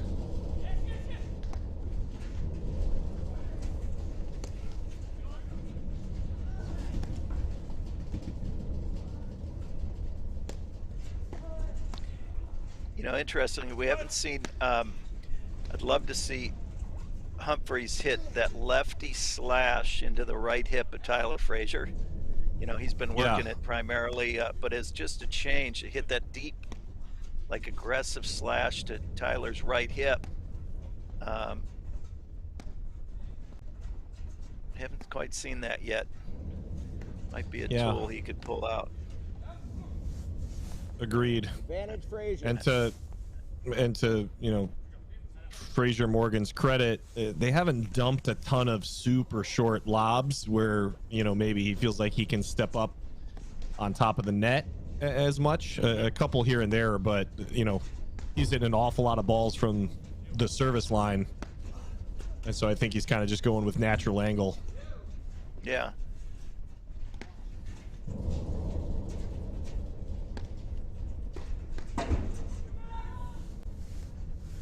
Boy, there's the break after having four opportunities. Frazier Morgan. Yep. They lead the second set 2-love. Mr. Morgan to serve.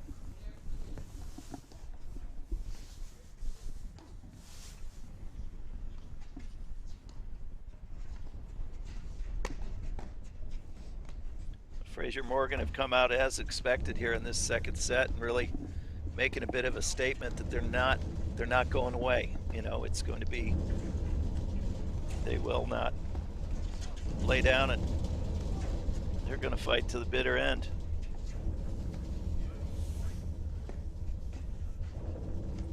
I think that's one of the things that maybe doesn't get talked about enough in terms of, you know, the quality of play at these higher levels.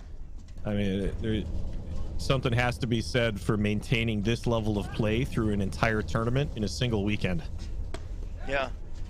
It's something else to get to take a day off in between matches, you know, and go out, you know, relatively fresh, or a week, or whatever the situation is. But to be able to, you know, create and maintain this level of performance, you know, on 6 or 7 matches in a single weekend sometimes is a big level separator. Love 15.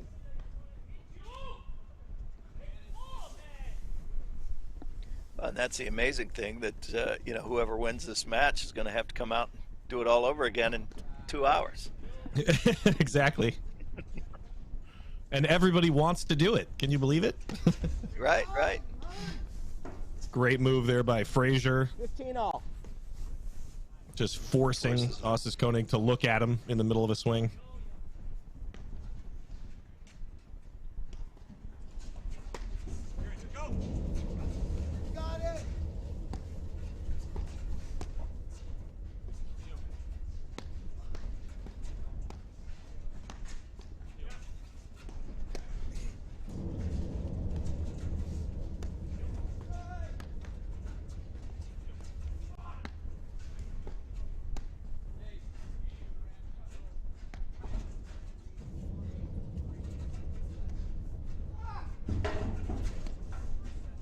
Nice little fake there from Chris Humphreys to show waterfall and hit drop shot.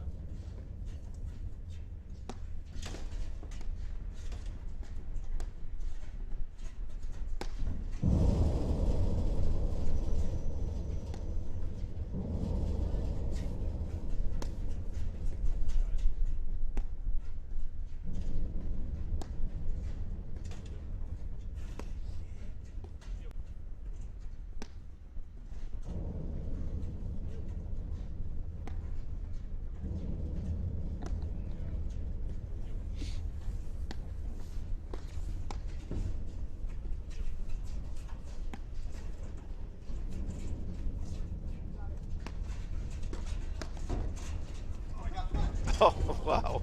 You see, Frazier just started to creep into 3/4 court there for 3 or 4 shots in a row. Yep. He just wanted things to change. Oh, a little luck cord. Humphreys is, he might take that net home with him. It's his best friend right now. He's had 2 or 3 just in this set alone.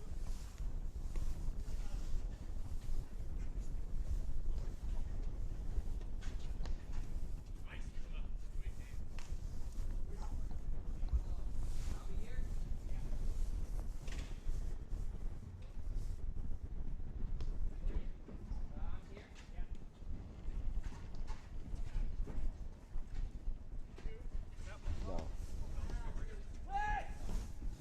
15-40. 40. Yep.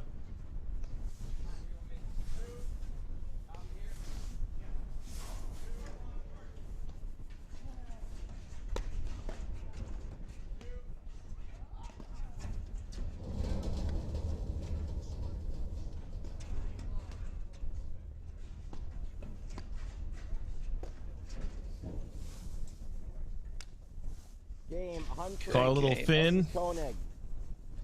Frazier Morgan lead the second set 2-1.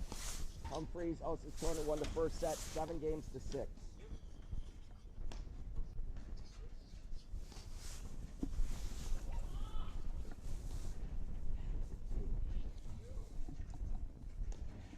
Yeah, it's amazing. As we kind of said in the first set, Matt, we continue with this little mini runs of 1 to 2 games, 2 to 3 games of where one team is kind of inching ahead and then the other team comes back, and it's kind of this push and shove going on this entire match. Ossis Koenig to serve.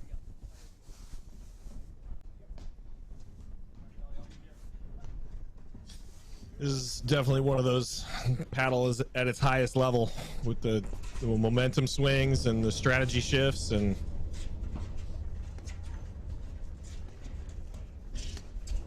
yeah, and I think both one teams strategy feeling that super even. Yeah, I think one strategy that we're seeing from Frazier and Morgan is a little bit more movement at the net from Tyler Frazier with Morgan serving. You know, they were starting to use signals and crossing and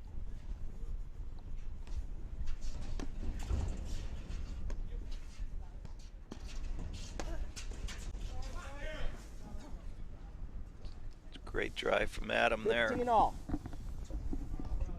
Humphreys feeling like he missed his overhead target there. Not what he was trying to do with that ball. What a kid. Great close. 15-30.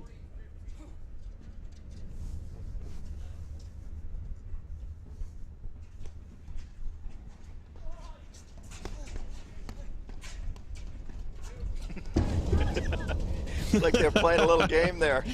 Yep. Yep. Let's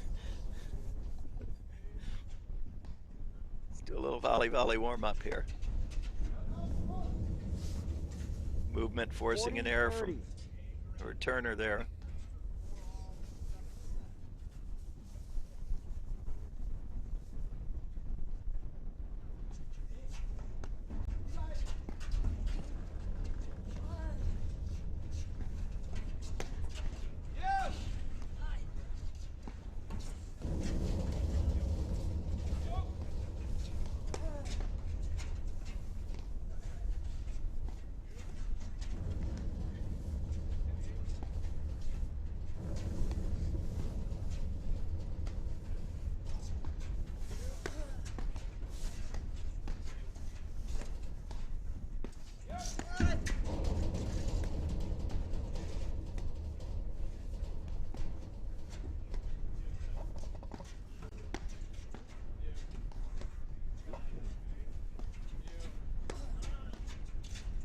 And you can see the strategy hasn't changed much for Moses Koenig. A little around the post. Jeez. Give that a standing ovation here, Matt. That is wow. a great shot. It was a phenomenal shot from Moses Koenig to put angle on it as Frazier closed, and he took it off the screen and went around the post on it. Boy, and then a rather nonchalant, quick reply from Humphreys.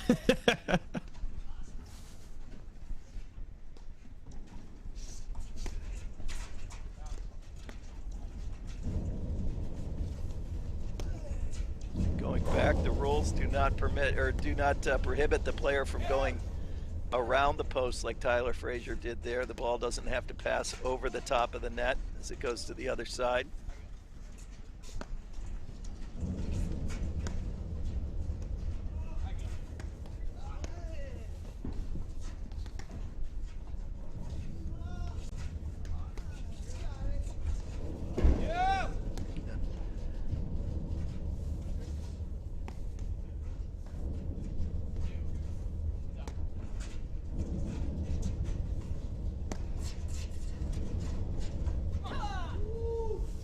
Oh boy. Oh, sensed the opportunity. Yep, he knew that he was back. Yep. Back to deuce. 1 serving 2, second set here.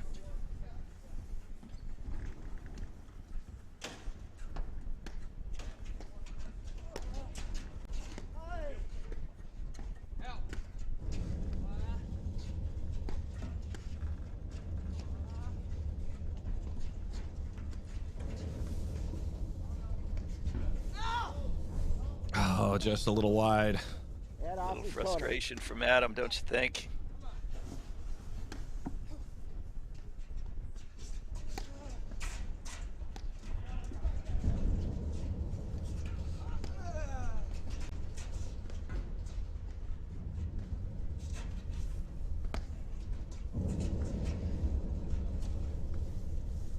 Deuce.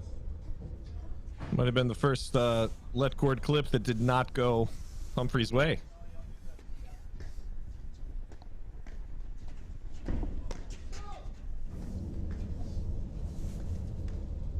And on Koenig.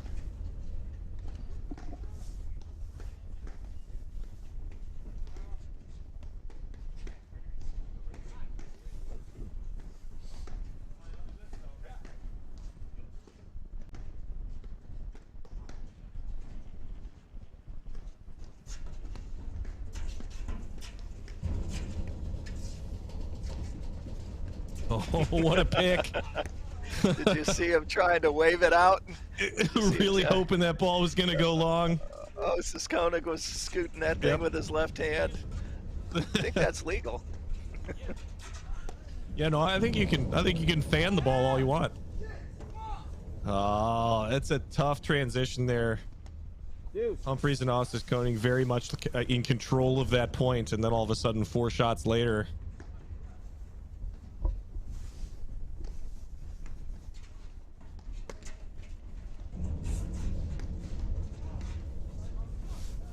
It's a great volley. Nice. Great volley. Maybe not the time to be driving that when Adam and when Morgan and Frazier are all over the net. Partners retreating.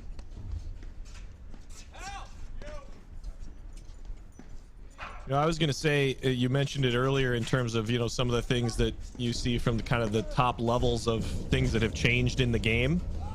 And that transition drive is one of them, right? So somebody hits a ball that they're forced to let go through. And it used to be relatively safe to run back and drive a ball as a response because, you know, maybe there was a little lag getting up to the net. I don't feel like that anymore.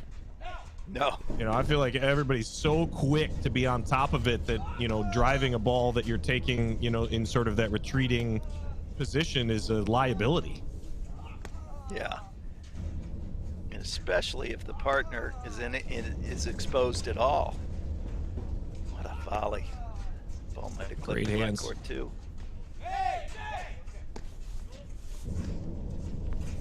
Remember, Drew Eberle used to do that all the time. It was like his best shot. We used to joke about it. Don't drive a ball past Drew because he'll drive it right between you on the next shot. That two-hander.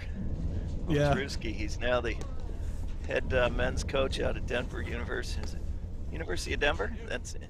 Not Denver University. Yeah. It's you. Yeah. University of Denver, I think.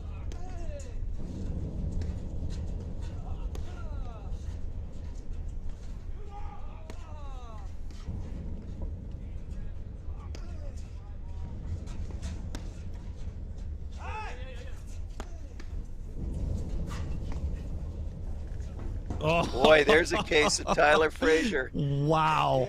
Being all over the net and able to handle it. Did you get the feeling that was really the only way for that game to end? I mean, we sort of locked in at a position there where it was like a let cord that was gonna finish it after we played 97 deuce points.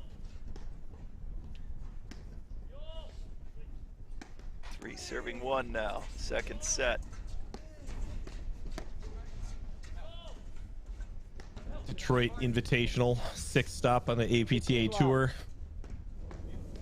2nd in the Grand Prix Series.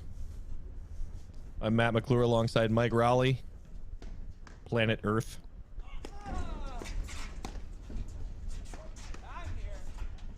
Maybe not for Tyler Frazier when he's making volleys like that. He might not be living on planet Earth, but he's playing in a different different level. Yep. Boy, you definitely see a little bit of that. Back to swinging freely. 30 love. Yeah, you see a little bit of that, you know, positive energy. A little shift in the momentum here.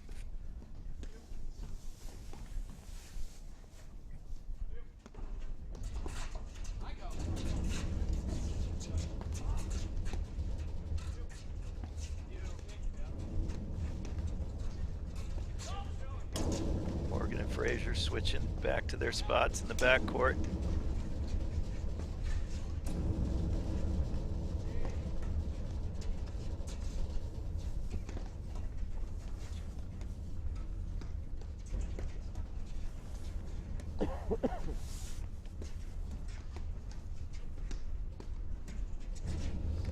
That was that ball you were talking about, Mike. Yeah. I think Tyler jumped around it, but yeah, maybe a few more, you know, with his lefty spin kind of going right at Frazier. That just clips the tape. 40 love.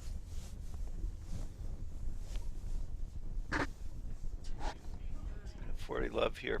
Frazier Morgan. Triple game point.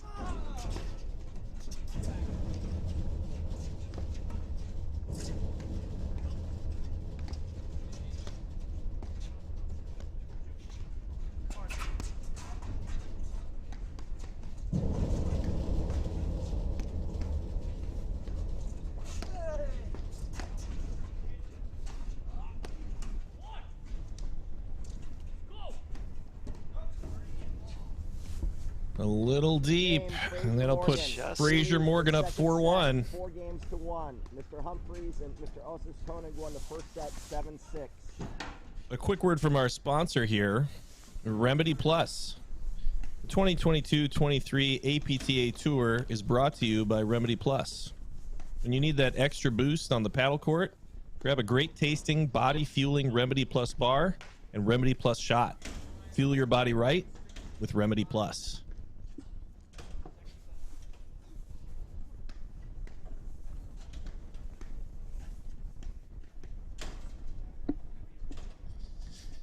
All right, so Fraser Morgan in the driver's seat, deep in the second set.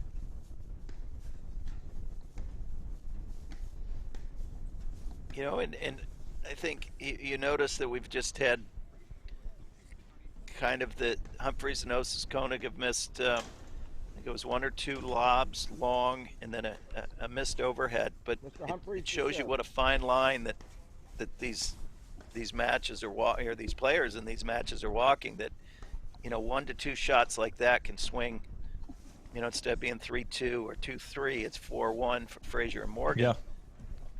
And we saw that in the tiebreaker, that, you know, a couple loose errors made the difference in that first set.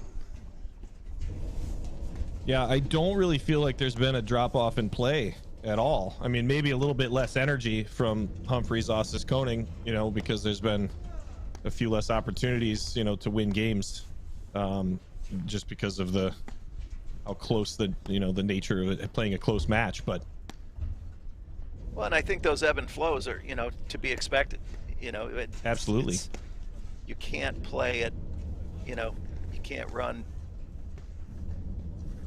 you know, 100%. You can't sprint the whole time. Start to finish. Yeah. And, you know, mentally and in both, you know, executionally, where they're, you know, executing, you've got to expect some of these some peaks and valleys. And I think the key is that the peaks and valleys aren't it's super deep. You know, that if you're going, right, if you're on that downslide, and you're not letting it be, you know, 6 to 8 games. 15 all. And on the flip side, for Fraser and Morgan, we got to make sure, or they've got to make sure, that they're maintaining kind of the status quo. They're not, you know, either getting loose, trying to overplay. Yeah, or, you know, or on the other side, I mean, like there, Tyler's got to take those balls, and 15-30. Yep. You know, that's a fantastic shot.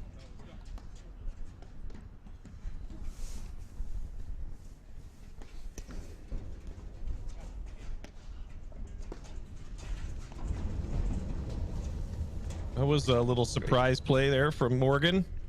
I don't think they were expecting the little backhand shift drive. Well, that's, you know, and like we said, everybody here has got offense from both sides, and they might have their favorite side. Oh, they're going to call that wide? They lead the second set 5 games to 1. Maybe an instant replay on that one. They're calling them tight, yeah. Can we get a review on that? Detroit. Did they get the umpire needs a helmet? That almost got him.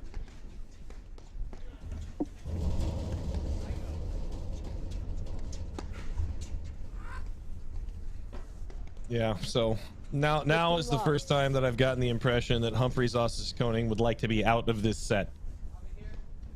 Yeah, and it's Morgan you know, it Fraser might be, playing with I little don't know, bounce.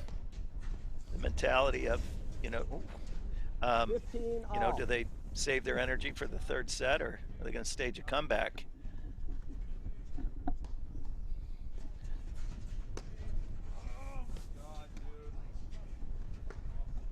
$15-30. Based on I respect that they're still swinging.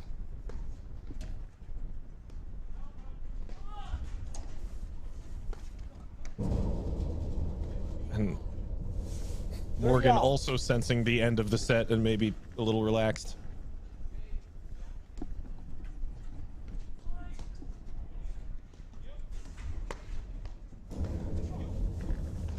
$40-30. This is also probably where it becomes really important to play at least a couple of strong points and kind of not let the wheels totally fall off, because you have to start the third. Deep ball, 15. Ball's out. Deuce. Isn't it funny that 5-1 in the second set after 2 hours is the sloppiest battle we've seen the entire match? For both teams, yeah. Yeah, from both teams. Yeah, 5 errors in a row. Actually 6. Off of the first 2 touches. Yeah.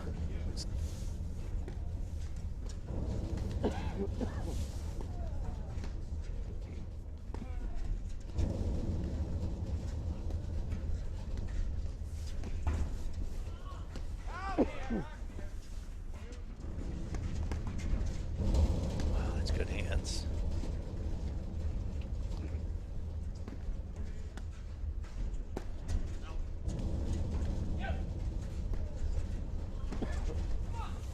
Oh, wow. That's not an overhead that you want to have to hit under pressure. No, that is that is the definitive momentum stamp right there, when Frazier, falling off of the net, changes direction, is able to hit the corner. In our fourth, I think that fourth fault of this game. Had Morgan faulted up to this point? All to that ad side.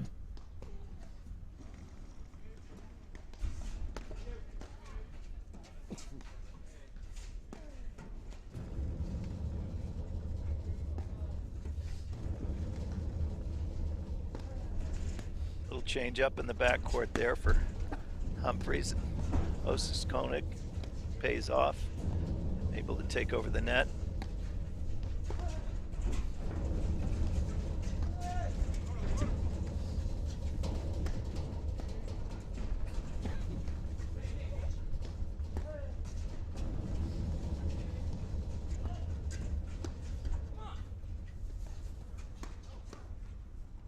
Advantage Morgan.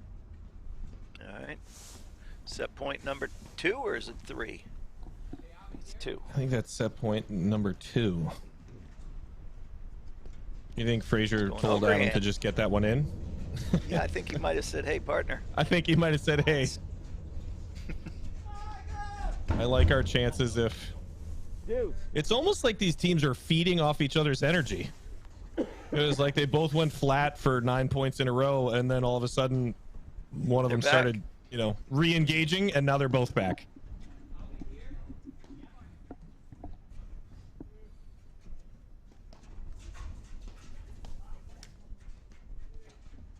Advantage Osis Koenig.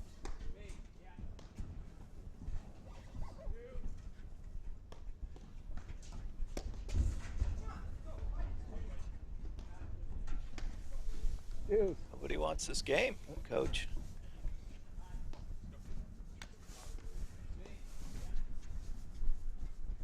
They're just trying to give the viewers more of what they love. That's right.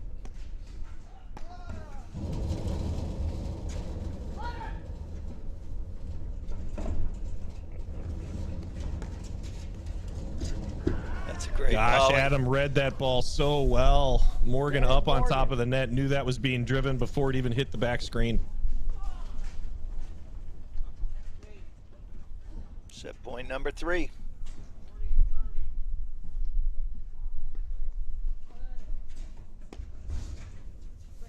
Look at that. All he had to do, man. Second set, Morgan Frazier, 6 games to 1. We'll be right back after a moment after these messages right here on the APTA YouTube channel, presented by eNet Live. High performance, never tasted this good. Chocolate, berries, cinnamon, agave. Fuel your car, then fuel your body with Remedy Plus.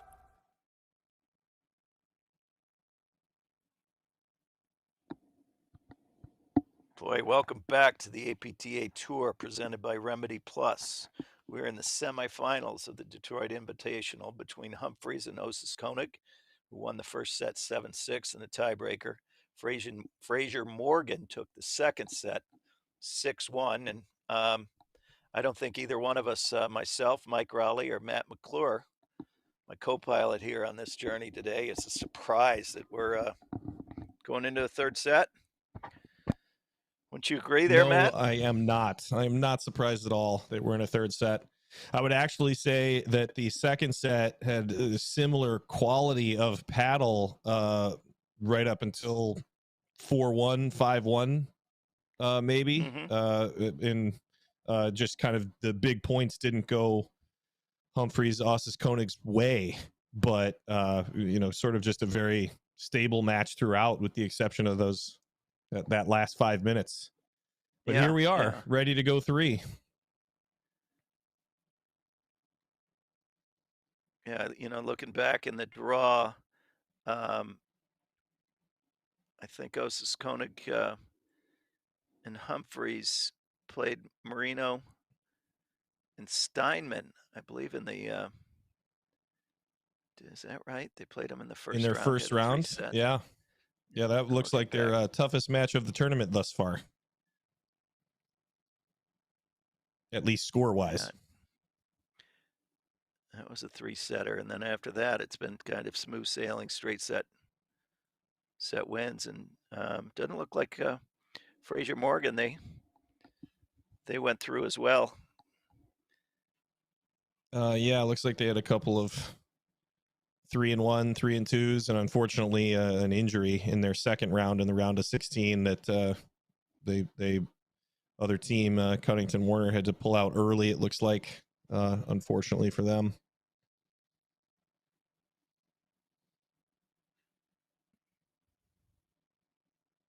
Boy, it's but what do you expect here in the third set?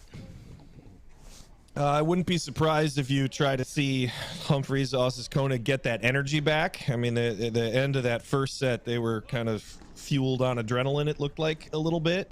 And and I would love it if they got back into that rhythm with their bouncing around, and they were moving really well, shifting as a team. Their transition play was fantastic. So I think if they can kind of recapture that energy, they should, be right back in it. Yeah, that's a good point.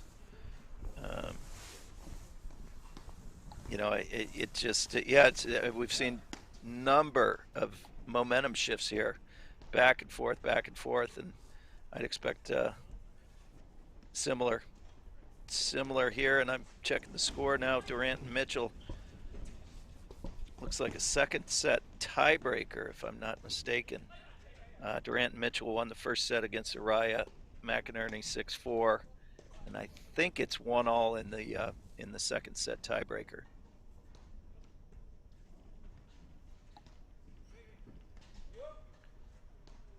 So the fans at home are getting some good some good viewing. It's a solid day of paddle. If you can't play it, you might as well be watching it, right? For sure.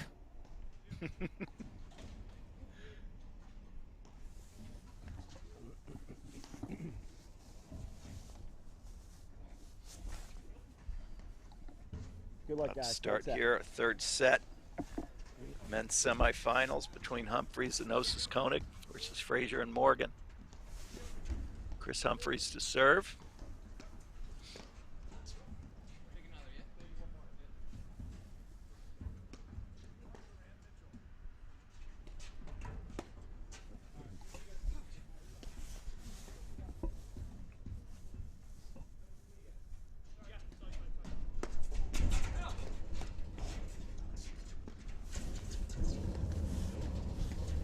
I hate to say it again, but this is a bit of a statement game for both teams.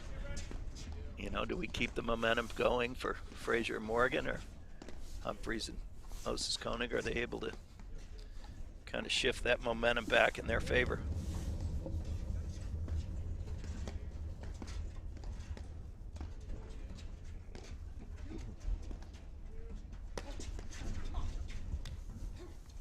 Boy, that's quite just a little hesitation. Yeah, little hesitation on who was going to take the overhead there, and sort of cost them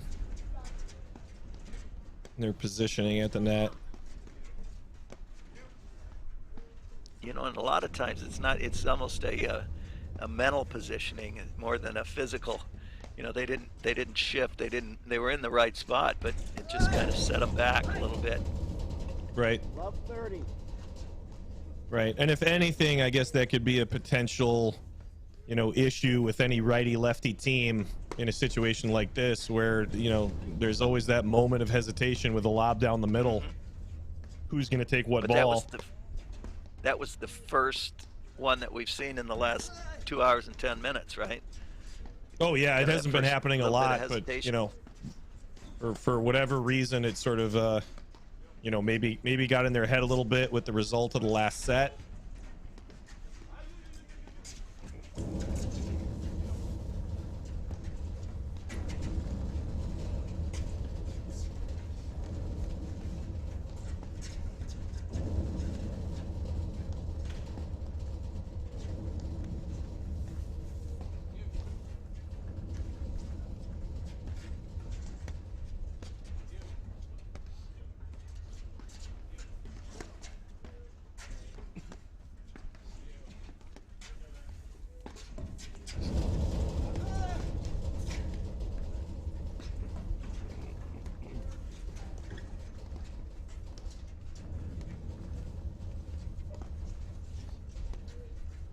I like this point from Humphreys, Ossis Koenig here, if they can sort of reset their comfort level at the net. As this point has gone on, they've started to look like they're moving better. Yeah, like you said, a reset. I think that's a great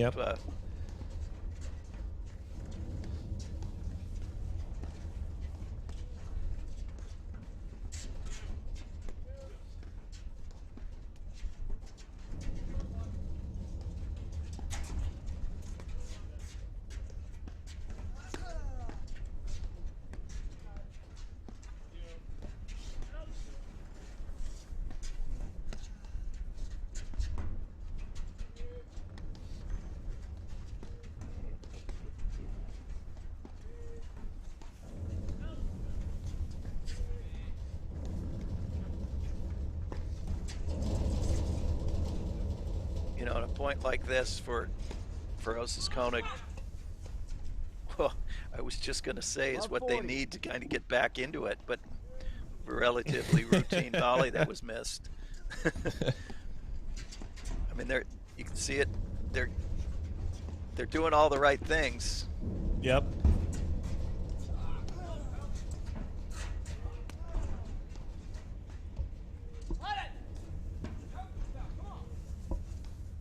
Yeah, this is one of those things that can be so devastating from Frazier Morgan, is that they can hit all the big shots and make, you know, no errors unless they're absolutely forced into it. And you just saw a few points in a row there where they just super stable. It'd be interesting who serves here.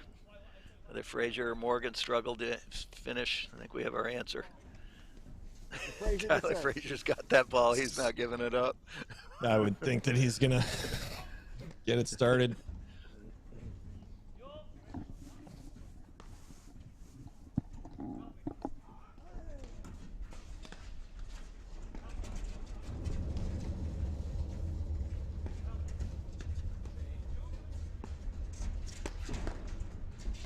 Good volley.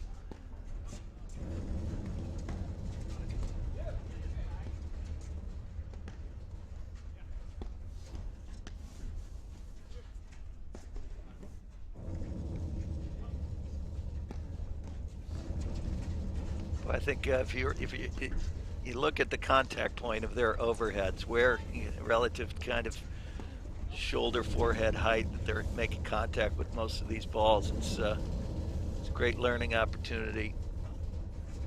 If you're looking to improve your overheads and you're watching today, to pay attention that, you know, every ball they're hitting is somewhere near the kind of forehead level or below. Unless they're hitting the waterfall or the flop shot.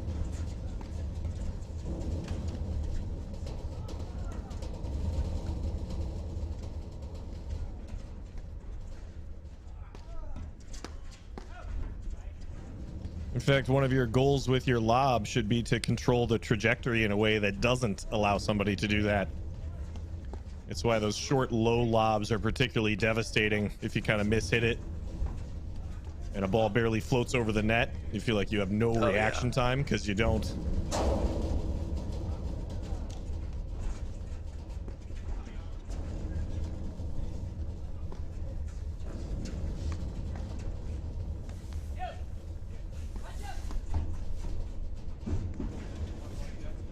A great move. Koenig. Love 15.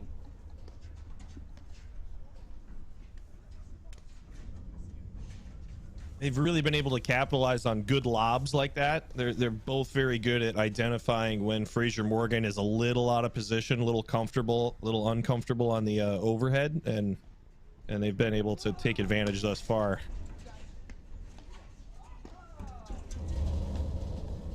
Yeah, and when they're when they're blitzing, I always say that it's when they're playing downhill, in the sense that their opponent is struggling either with the overhead or a low volley. It's a good play by Humphries. He read that cutter and kind of was a hanging curveball that he made Frazier pay. Yep. Yep. There's a little more energy from Humphries Ossis Koenig there after a couple of solid points.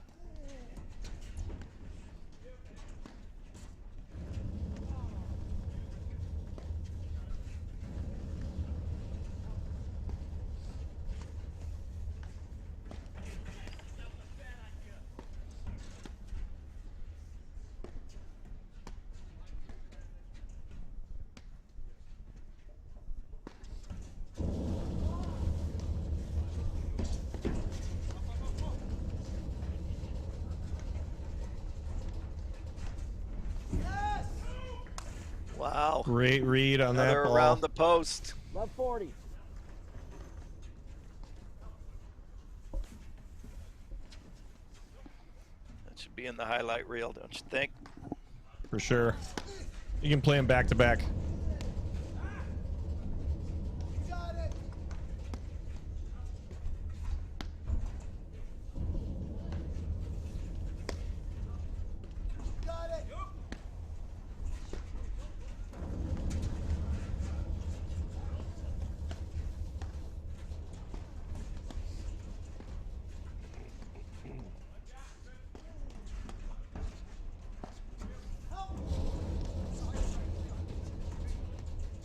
Some great transition play from both teams.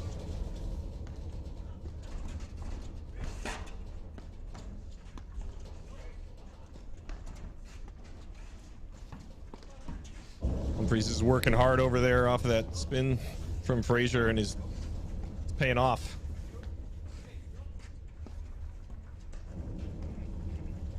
See that the guy was talking about earlier, I'd love to see Humphries hit that similar overhead into Tyler's kind of, not corner, but kind of through his position as well. Yep.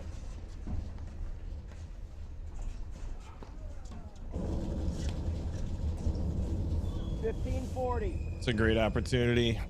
Humphries read all of those really well this entire game. Yeah. And a good take from Ossis Koenig to, good miss. He maybe overhit it just a smidge, but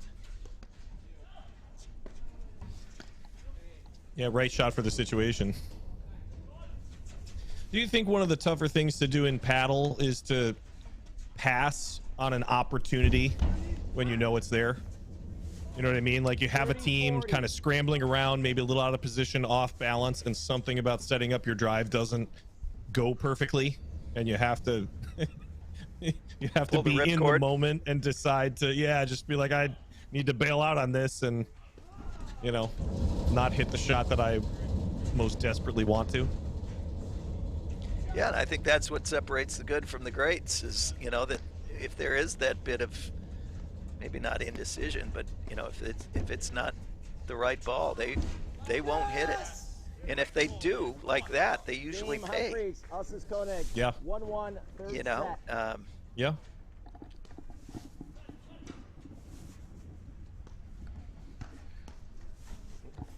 Because a lot of times if it's that, that borderline drivable ball, if it comes out of it as an error or an opportunity for a drop shot or a lot of respects, they know that they're better off by throwing up another lob.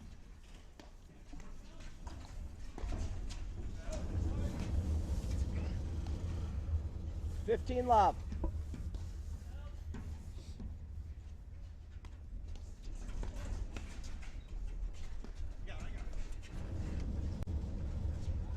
shot you don't see a lot in the game, the lob volley. No, but it is one of those things that you're starting to see much more often from players that have that sort of disruptive movement, to coin a phrase from Mike Raleigh. Yeah, I mean, if you're gonna get to 3/4 court and stuff's not going your way, you better be able to do something that gets you out of trouble.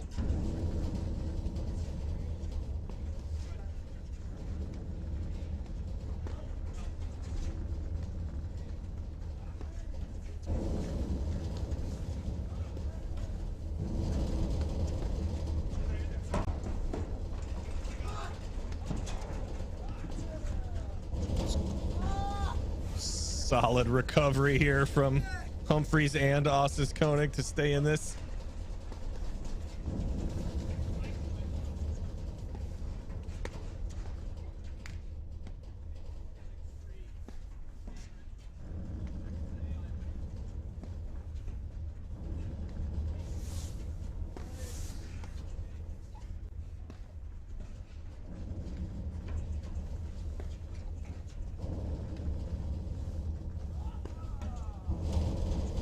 Managing of these ebbs and flows, I think, is that it will be truly the winner of this match is probably going to be the team that is best managed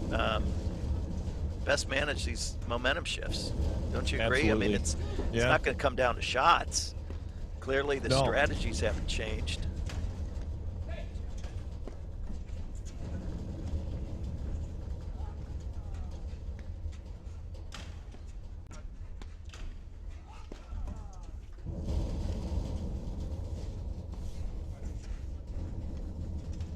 Boy, I just think Durant and Mitchell won the tiebreaker 7-3 to win the match in second set over on court number 1 there.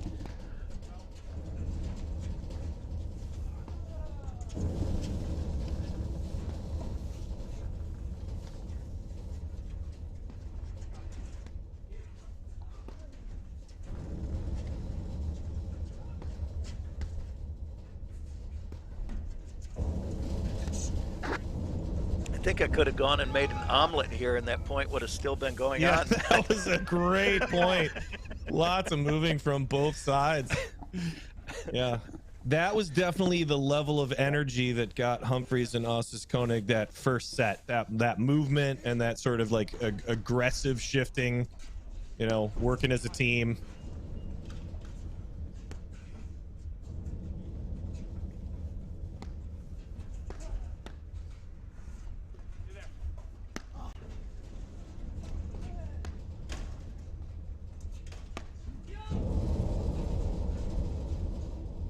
Nice cover.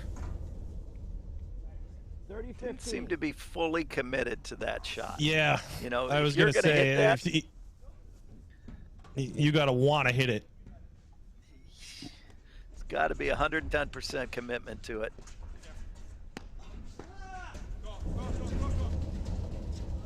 It's a nice early read by Frazier there.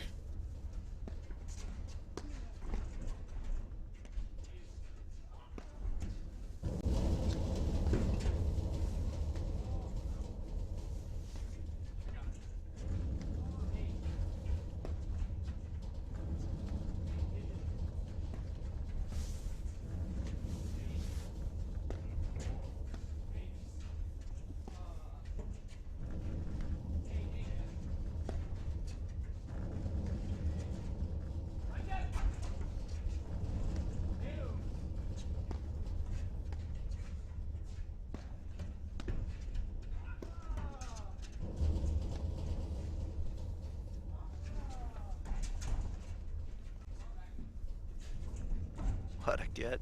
Nice pick.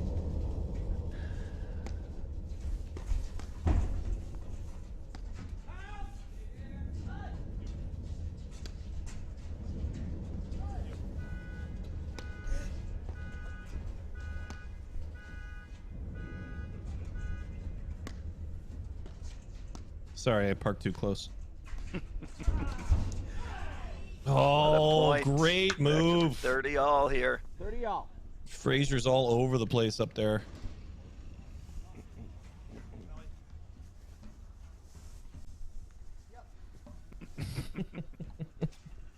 This,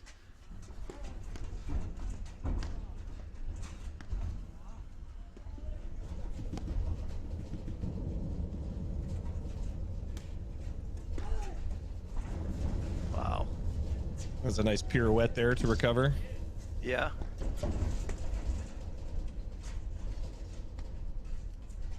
Oh. There's a volley to the middle. Get this thing reset. Great coverage.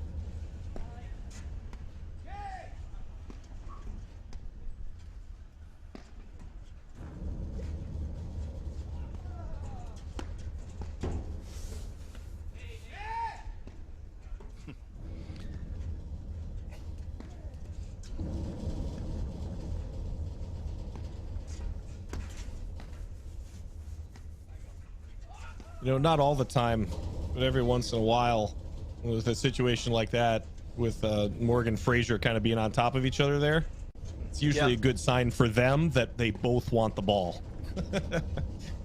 Might not have been the right positioning there, but they're definitely in that kind of that groove right now where they're feeling confident about their shots. So, well, and I like too that, you know, it didn't come Great down lob. to there wasn't. Yeah. 40-30. Boy, you play such a good point right up to when you don't. So that transition. But back to your point, you know, I think they're able to kind of get over that. You know, that one player called it and the other player overruled. They lead 2-1 third set. Yep. Good teams use it as an opportunity to lock back in. Yeah, and it doesn't end up disrupting the remainder of the point usually. Right.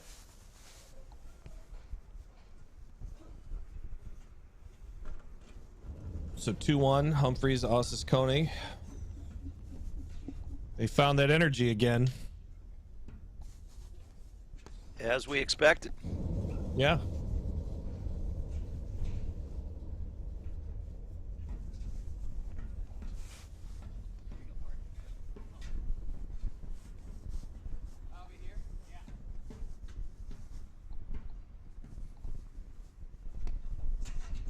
This is the first time we've seen Adam Morgan serve since his little slip up.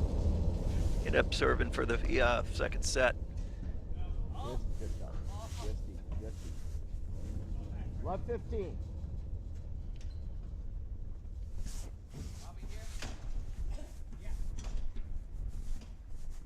As we saw him stumble a little bit with this serve. Like it never happened. He's back. No problem at all. Such a great serve too. You know, he just keeps it super low. He's always in position for the volley, which is the real key. You can go underhand all you want, but if you don't get yourself up there and put yourself in position to make a volley, there's no real added value to it. Yeah, and he was one of the kind of the trendsetters, early adapters to that, influencers, whatever you want to call it. You know, he's been hitting that 15-all. That sidearm underhand serve, whatever. You know, he's been doing that for a number of seasons now. For sure. He was also one of those guys that always hit sort of a flatter ball. I mean, that's just his style. He just is. I mean, his drive isn't a tremendous amount of topspin. He hits it with a lot of precision. He can hit it hard, but wow, it's a great drive. But in terms of sort of like the way that he plays, it would make perfect sense for him to go underhand early, because I don't think his overhand serve was something that he was super excited about. Yeah, it's a good point.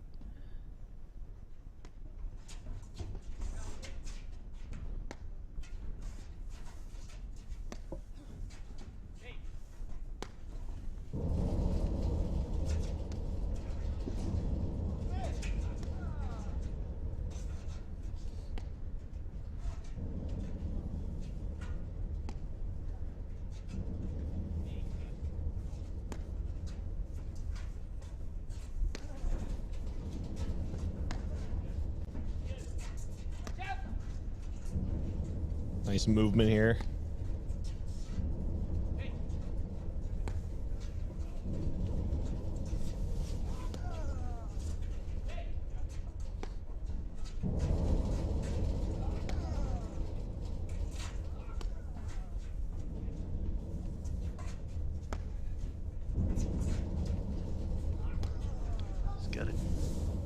watch out for that overhead. You know, from the deep in the court into that corner of Humphreys with that two-hander there. Same thing. Frazier's starting to get deeper and deeper with where he's hitting attack overheads from. Humphreys and Ossis Koenig lobbing particularly well if they're always hitting their overhead from behind the service line.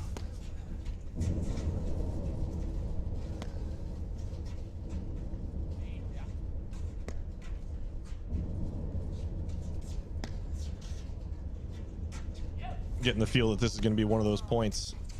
What are you having for lunch, Mike? Yeah. Oh, I knew if I said something. You jinxed it. 15-40. Double break point here for Chris Humphreys to take a 3-1 lead, but as we've seen, rarely has this lead been safe. That was a good serve. Elicited a lob return.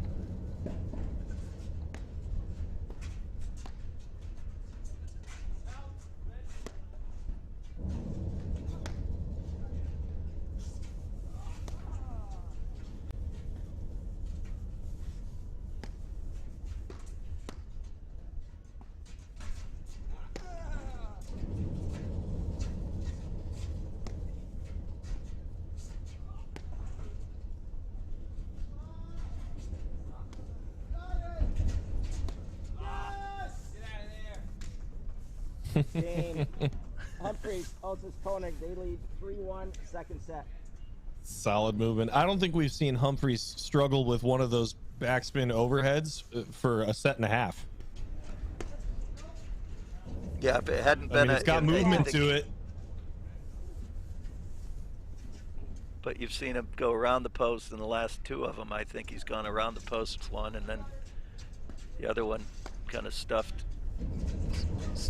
Frazier with his reply.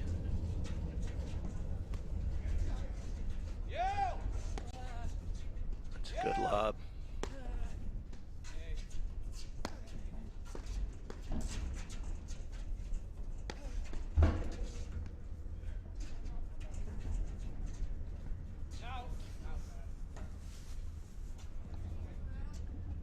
Wow, 15 off. 15 off.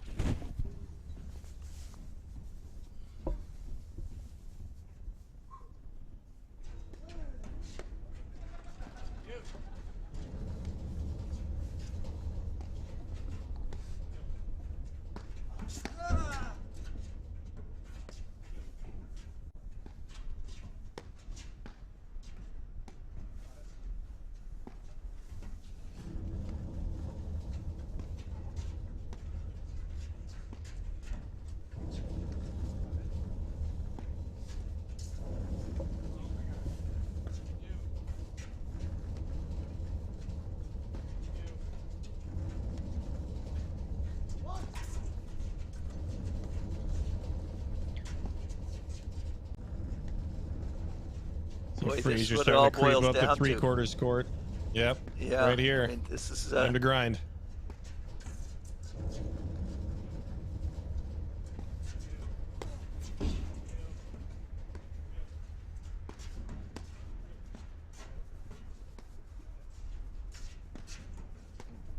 see, like right there, I'd love to see him every once in a while slash it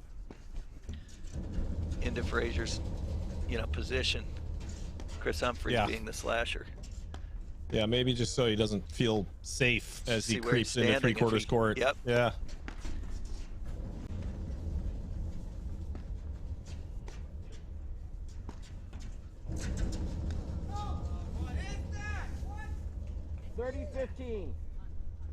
Not really a shot it looks like that Frazier was looking for in that situation.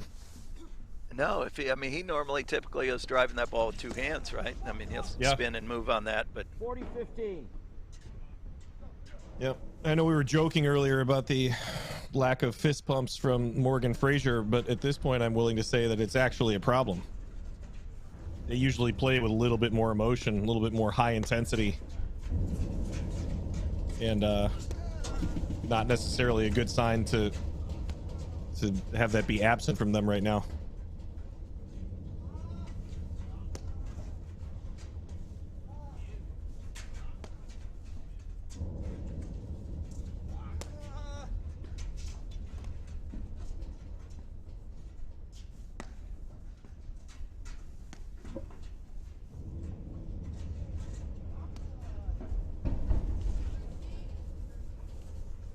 40-30.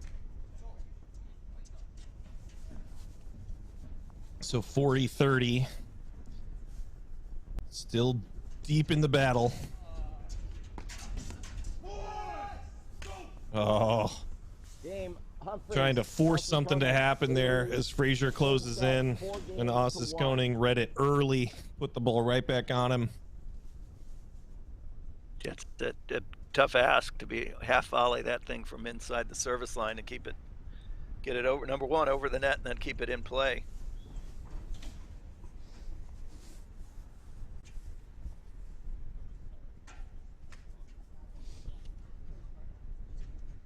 Mr. Frazier to serve.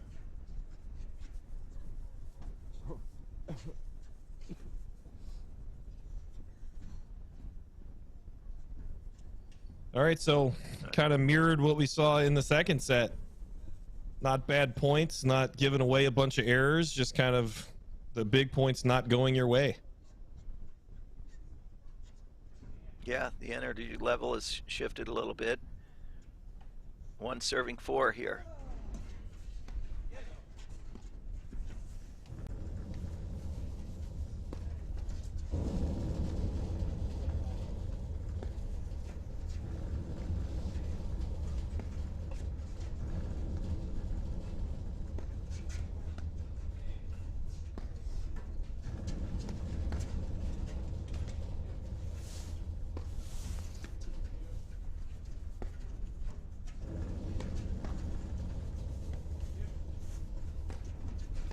That's a smooth two-hander off that back screen that Humphreys has, isn't it?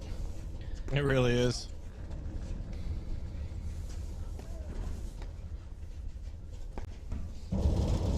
Kind of that deceptive power. It doesn't look like he's swinging that hard, but all of a sudden the ball shows up quick. It's right on you, yeah. 15 love.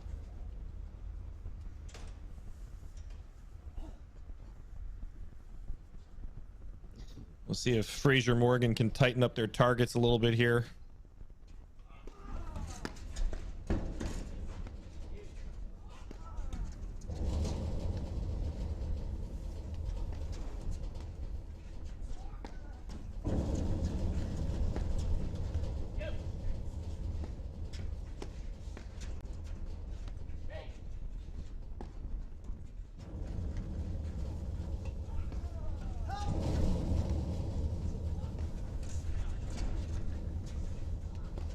Good slash at the body.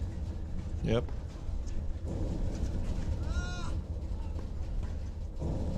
This is where Taylor's got to be careful. You know, he's kind of speeding up. That we don't play at that speed on every overhead, regardless of the depth of the lob. Right. Nice hands there, but again, Humphreys all over it.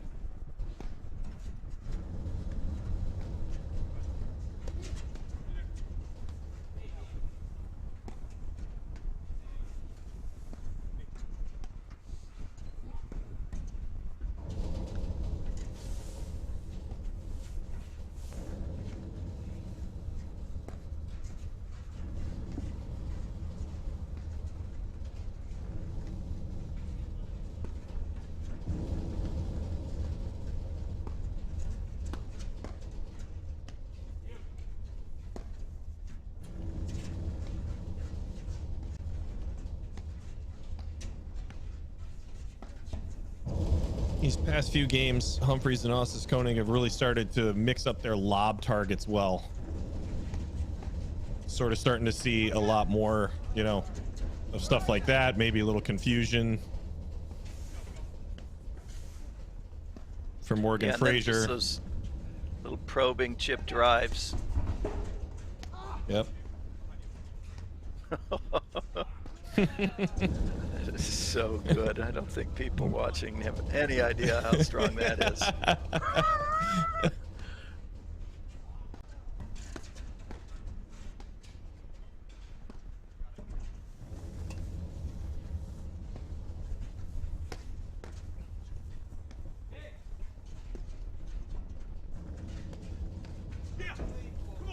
Oh, nice. it look. dipped so low.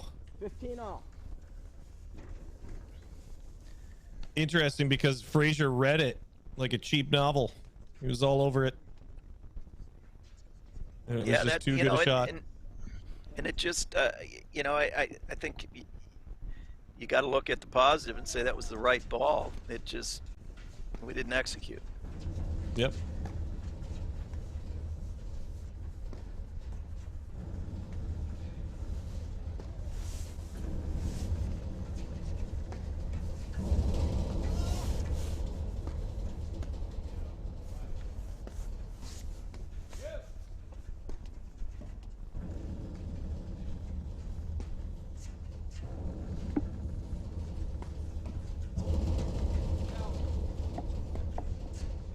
You know, from the first 10 minutes to the, what are we, 2 hours and 25 minutes and 2:30,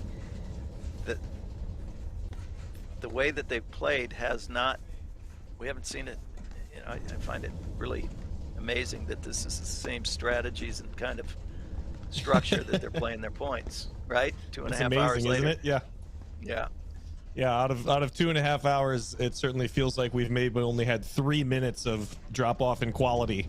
And amazingly enough, both teams did it at the same time at the end of the second set. And outside of that pocket of time, it has been incredibly stable.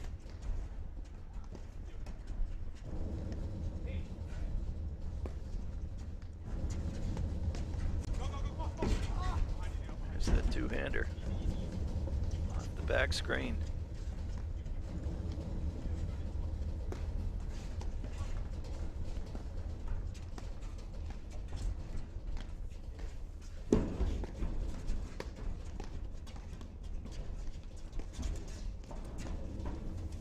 Oh, nice try there by Humphreys. I think it's 30-15, Frazier, Morgan. I believe so. These points are so long. I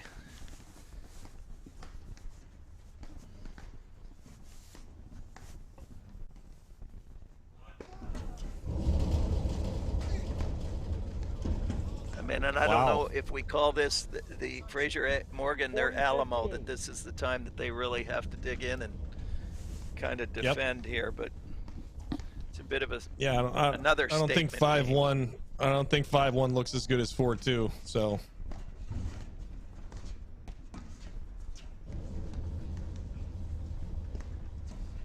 But again, you see a very intentional momentum shift from Frazier Morgan on that last serve, going big with the serve and then, you know, stuff in the volley.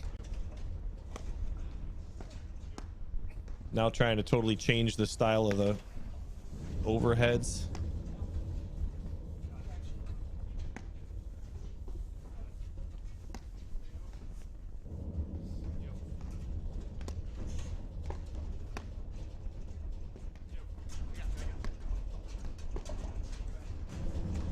Yep.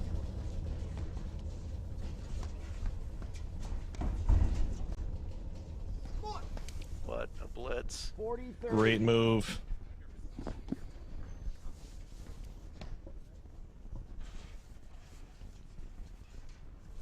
As soon as Humphreys put that ball down in the court, he could tell he was going to be able to take advantage.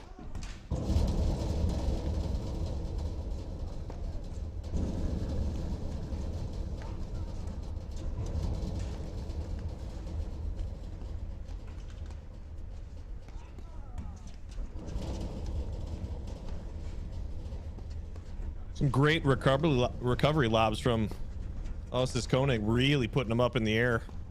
Yeah, you got some great hang time that. Yep. I mean, it's the neutralizer, and it just makes that spin overhead from Frazier, you know, a little bit more difficult to time in the sense that the ball's dropping much more. Nice drive here through the team. What a shot Deuce. to come up with that on the line to take it to deuce. Yep.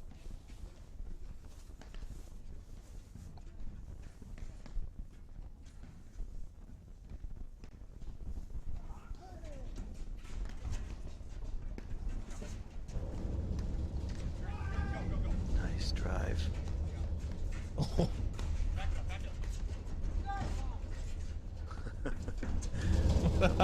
It's such a great scramble to stay in it. I'm gonna start teaching the lob volley. What do you think? I mean, you might as well. We both know we've got some players that are going to stand in that part of the court anyway, no matter how much you coach them. You might as well. I need some teach them what to do. to be able to execute, though. That's you can teach it all you want, but no offense to any of the members at Exmoor, but we're seeing it's a creme de la creme here as far as talent is concerned on the men's side of the game. What do we have, the 2 and the 3 seed here at the Detroit Invitational?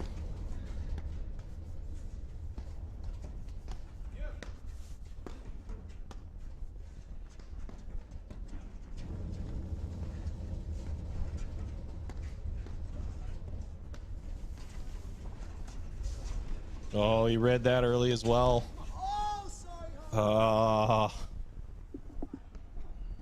Advantage Frazier. You know, like you'd mentioned earlier about the kind of the passing up of the borderline drivable balls. I think that would have been one that, if we look back, Osis Koenig will probably say, yeah, that one should have been lobbed. Yeah, I would agree with you. Partially because Humphreys wasn't in position yet. So right. you hit that drive. What a great blitz there, though. You hit that drive, and then Frazier Morgan make the volley, and you still got Humphreys in a compromised position, you know? Yeah. So unless it's really a big surprise or they were way out of position, it might be the ball to lob and recover.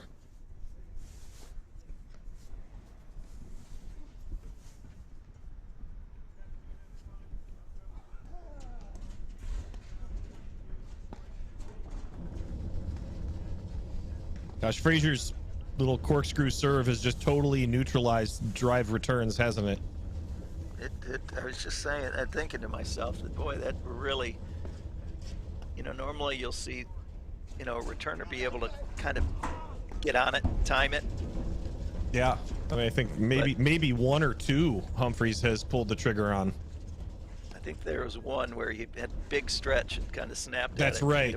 You're right. That was a big point. That was the only one I can recall. It was a great overhead. Advantage Frazier. All right, another opportunity to hold here for Frazier Morgan.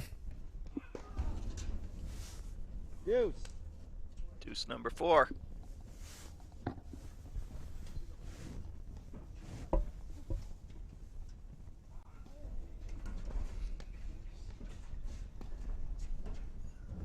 These players, you think we're more tired, Matt, than these 4 players that we're commentating on? What do you think's more work? You know, I got to tell you that if I am going to say that I'm more tired, which is possible, it's going to force me to admit something about my conditioning that I just don't want to.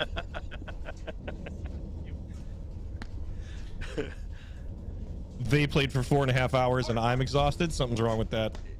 Yeah, I think so.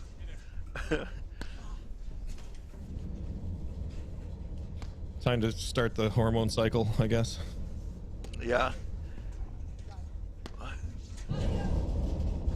that's a good overhead. That's tough. You know what? I gotta say, I like the move from Adam Morgan. It just Humphreys hit. I agree with you. Overhead. Yeah, I agree with you. I think that he actually read it well. He doesn't usually just jump on a ball like that for no reason, and it seemed like it certainly skidded on him a little bit more maybe than he was anticipating. Here's a good point to go up 5-1 in the 3rd set for Osis Koenig. You kind of get the impression that Osis Koenig and Humphreys are putting just as much emphasis on this game as Frazier Morgan. Well, I think, yeah, it's like you said, you know, 5-1, 4-2, big difference.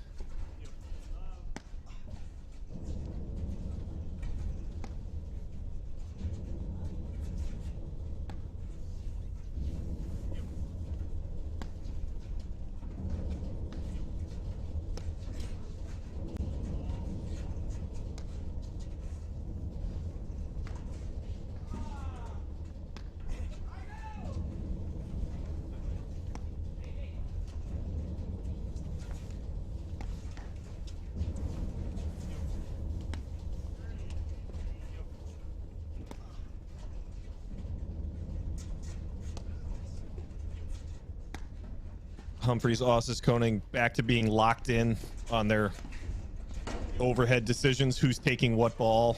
They're not flinching on the same shot at all. Yeah. But I think we've seen them have more success in this third set, at least, with Humphries hitting more of the overheads, right? Yeah, agreed.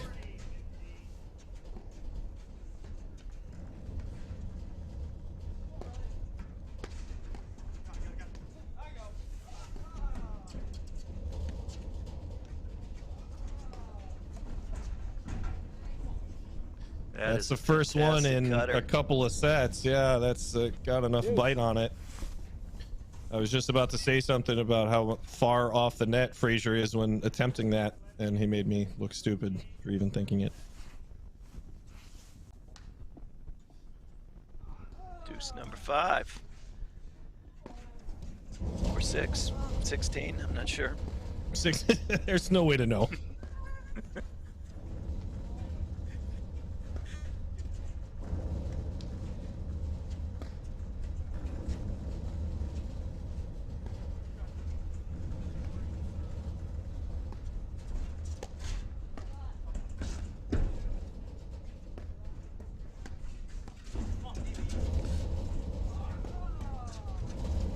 Dropper there. Yep.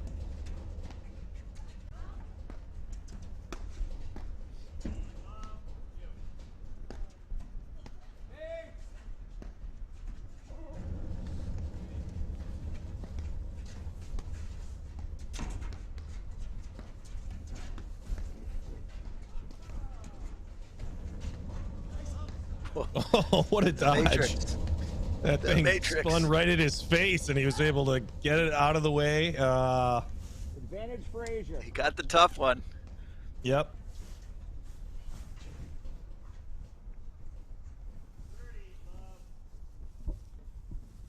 Well, it's tough to get your face out of the way that quickly and then also regain balance. Oh, boy. Game Frazier That was Morgan. a strong statement hold there from Frazier. Yep. Score is now 4 serving 2.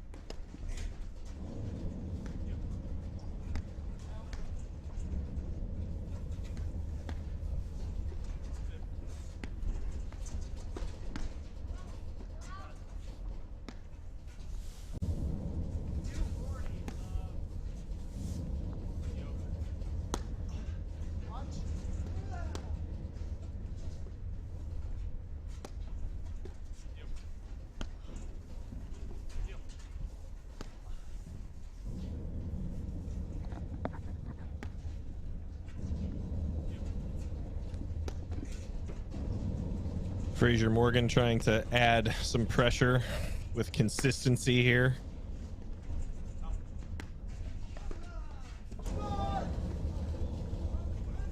All I had to do was say something, Mike. All you had to do. That's it. Every time I talk, what if I use this power for evil instead of good? You know.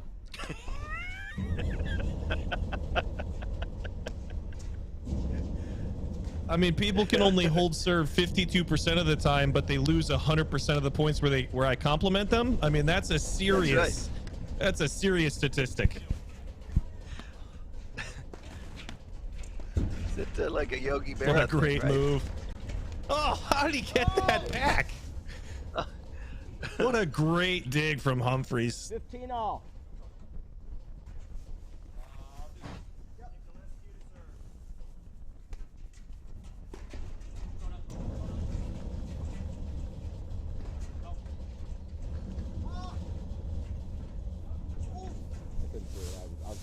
slowed it down.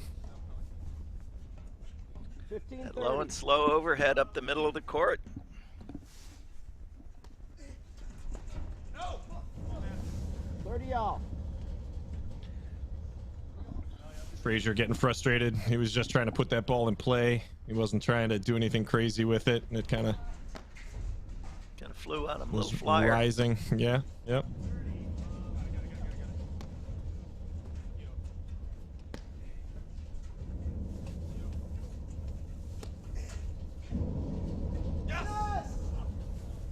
A great roller, stayed low and deep.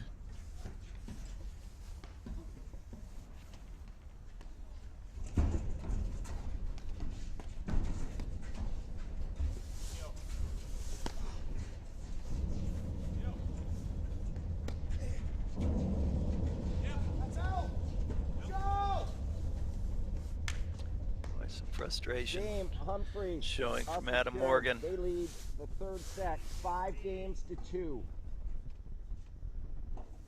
Guys, new ball. As you heard the umpire, they have a 5-2 lead here, third set, Detroit Invitational. I got a warmer in this pocket too, so if that's good, you're good.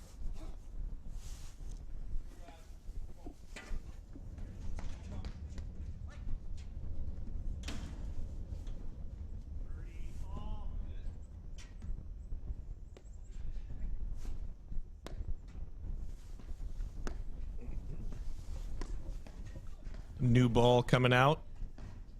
New ball. Moses Kona getting a hydration break there. Adam Morgan is serving to say in this match. 2 serving 5.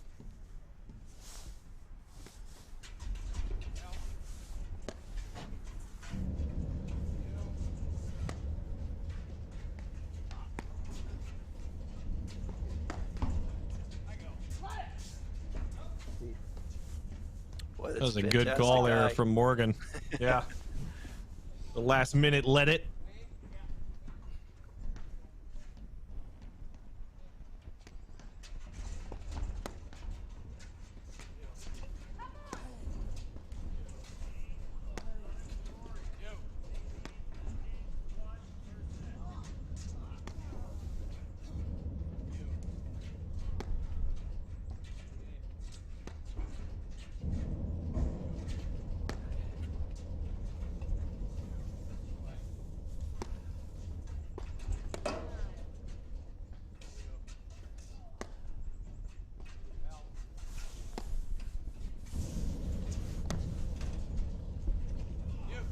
That two-hander down the line has really kind of paid dividends for Humphreys, hasn't it?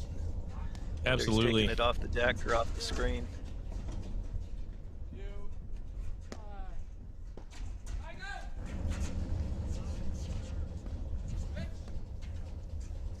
It is interesting to see both teams just kind of mirroring the strategy as well.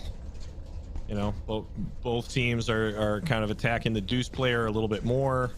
A lot of their targets are generally the same. Yeah, and a lot of that movement from Moses Koenig and Tyler Frazier, they're both kind of disrupting, blitzing. Yep.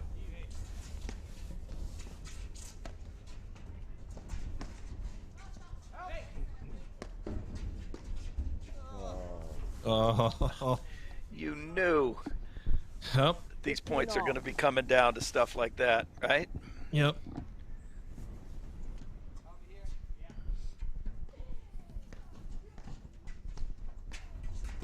You got to be really locked in order to aim for let cords, Mike. That's the. You think he was tough aiming one. for that, huh? I mean, I'll buy that they're aiming for the nick dead corners there, but let cords. Yeah, but even if you're not, what if you just say you were? You know. I guess so. You know, Were you trying to do that? Yes, yes, I was. They had everything else covered. They had to hit the let cord. I had to go for the let cord.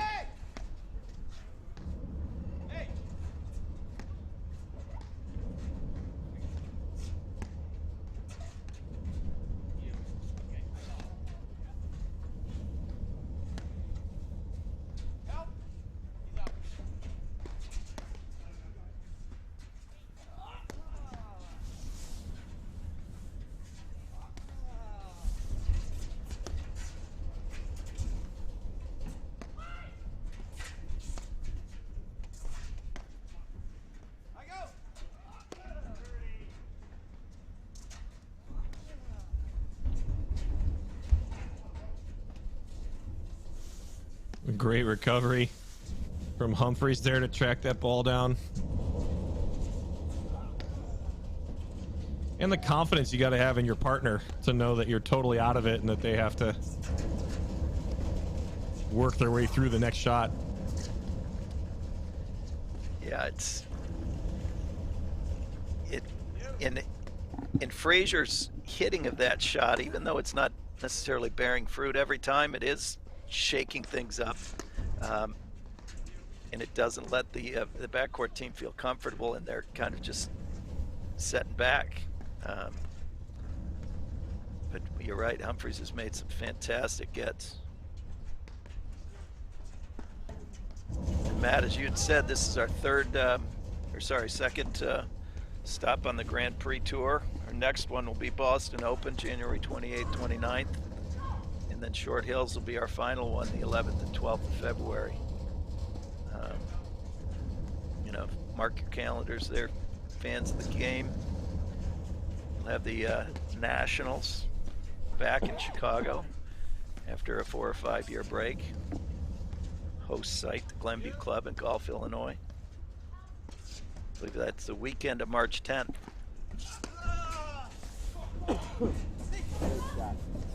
Nice play from Tyler Frazier there. Yeah, big shift and drive on that ball. Yeah, it's been a great season of paddle so far. Fun to watch, lots of great teams. Tournaments have been awesome.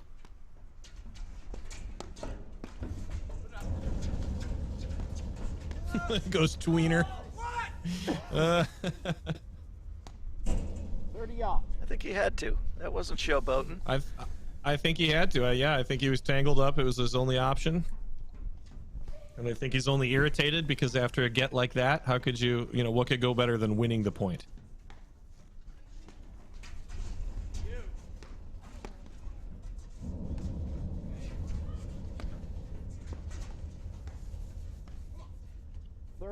$40.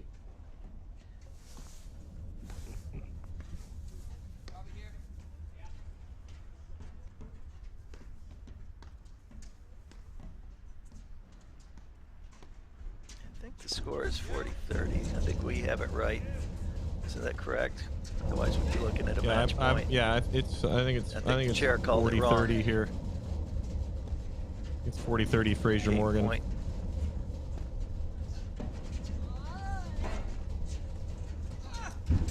Oh, that's Humphries giving Tyler Frazier a little taste of his own medicine. Yep. I love that slash. It's a tough get.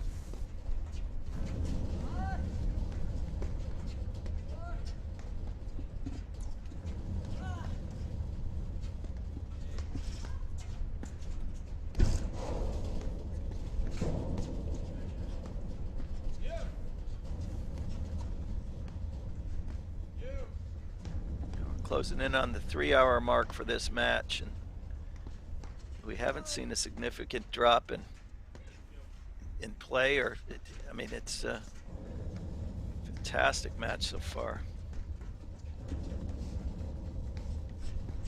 We've had about 14 different momentum shifts, but both teams are now locked in, and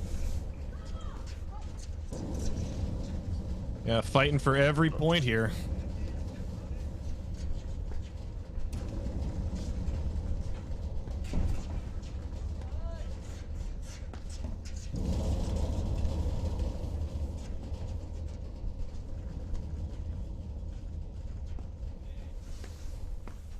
notice there we had the quick play, and then all of a sudden it's right back to this slow grind.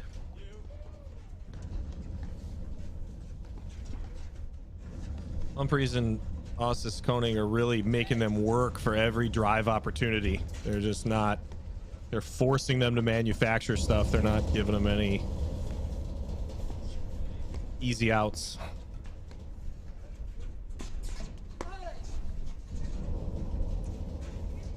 Patience pays off there.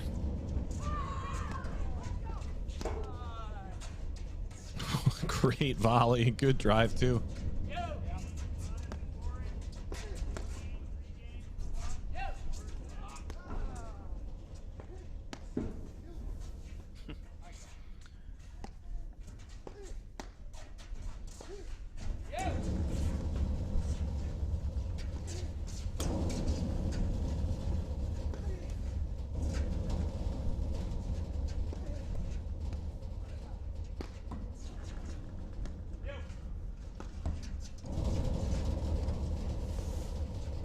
Quick, Mike, compliment them. Someone misses. I don't want to, you know, you're 3 for 3. You don't want to ruin my rhythm? Yes. We have seen Humphries hit that outside line there, I think twice in this one point. Or close He likes to keep it close. Yeah.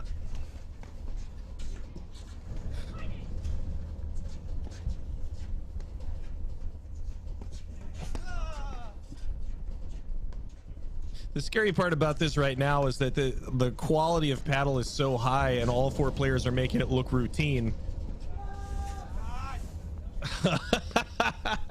Ossis Koning really... What were you going to say? Really, I don't know. I probably was wiping at that thing to get it to go long.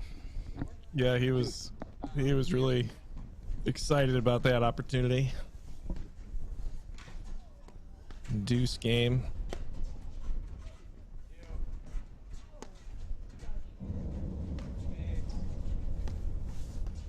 It's not good when the you see on the side of your screen the guy with the he's going to be waiting a while, I think. He brought the ladder to get the umpire out of the chair, but I don't think the umpire took a bathroom break. I think that's going to be your first problem.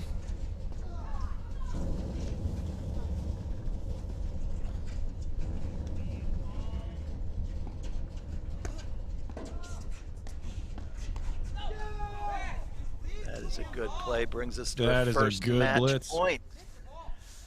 Match point number 1. Advantage, Ossis Koning. Which means if this match goes anywhere like it has, we got another 45 minutes to an hour left. Yeah, keep your headset on. Oh, wow. What a great match. Humphries. A grind for both teams. 7-6, 1-6, 6-2. 1-6-6-2. Is there an echo? Great match. Well, Matt, I have to say, it's been a real treat. That was a heck of a match. And from us here, Mike Raleigh and Matt McClure, on behalf of the APTA and eNet Live, that's a wrap. We'll be back after the women's finals, or we won't be back, but with the finals coming up here. You got any closing remarks there, Matt? It's a pleasure commentating with you, Mike, as per usual, and a great match. Hope everybody enjoyed it. All right, take care.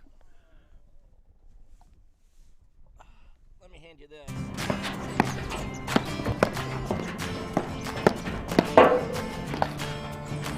Done. Great job. Hey, good stuff to you. Patty, good job. Yeah, a lot of fun.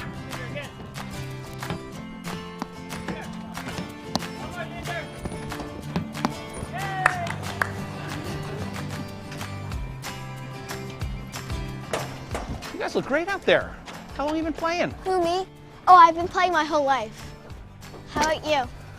Wow, I only started playing when I retired. Someone say retired?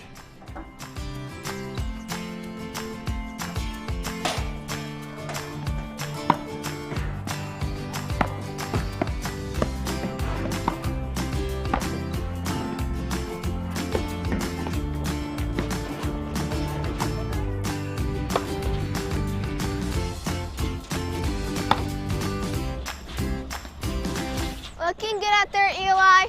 Thank you.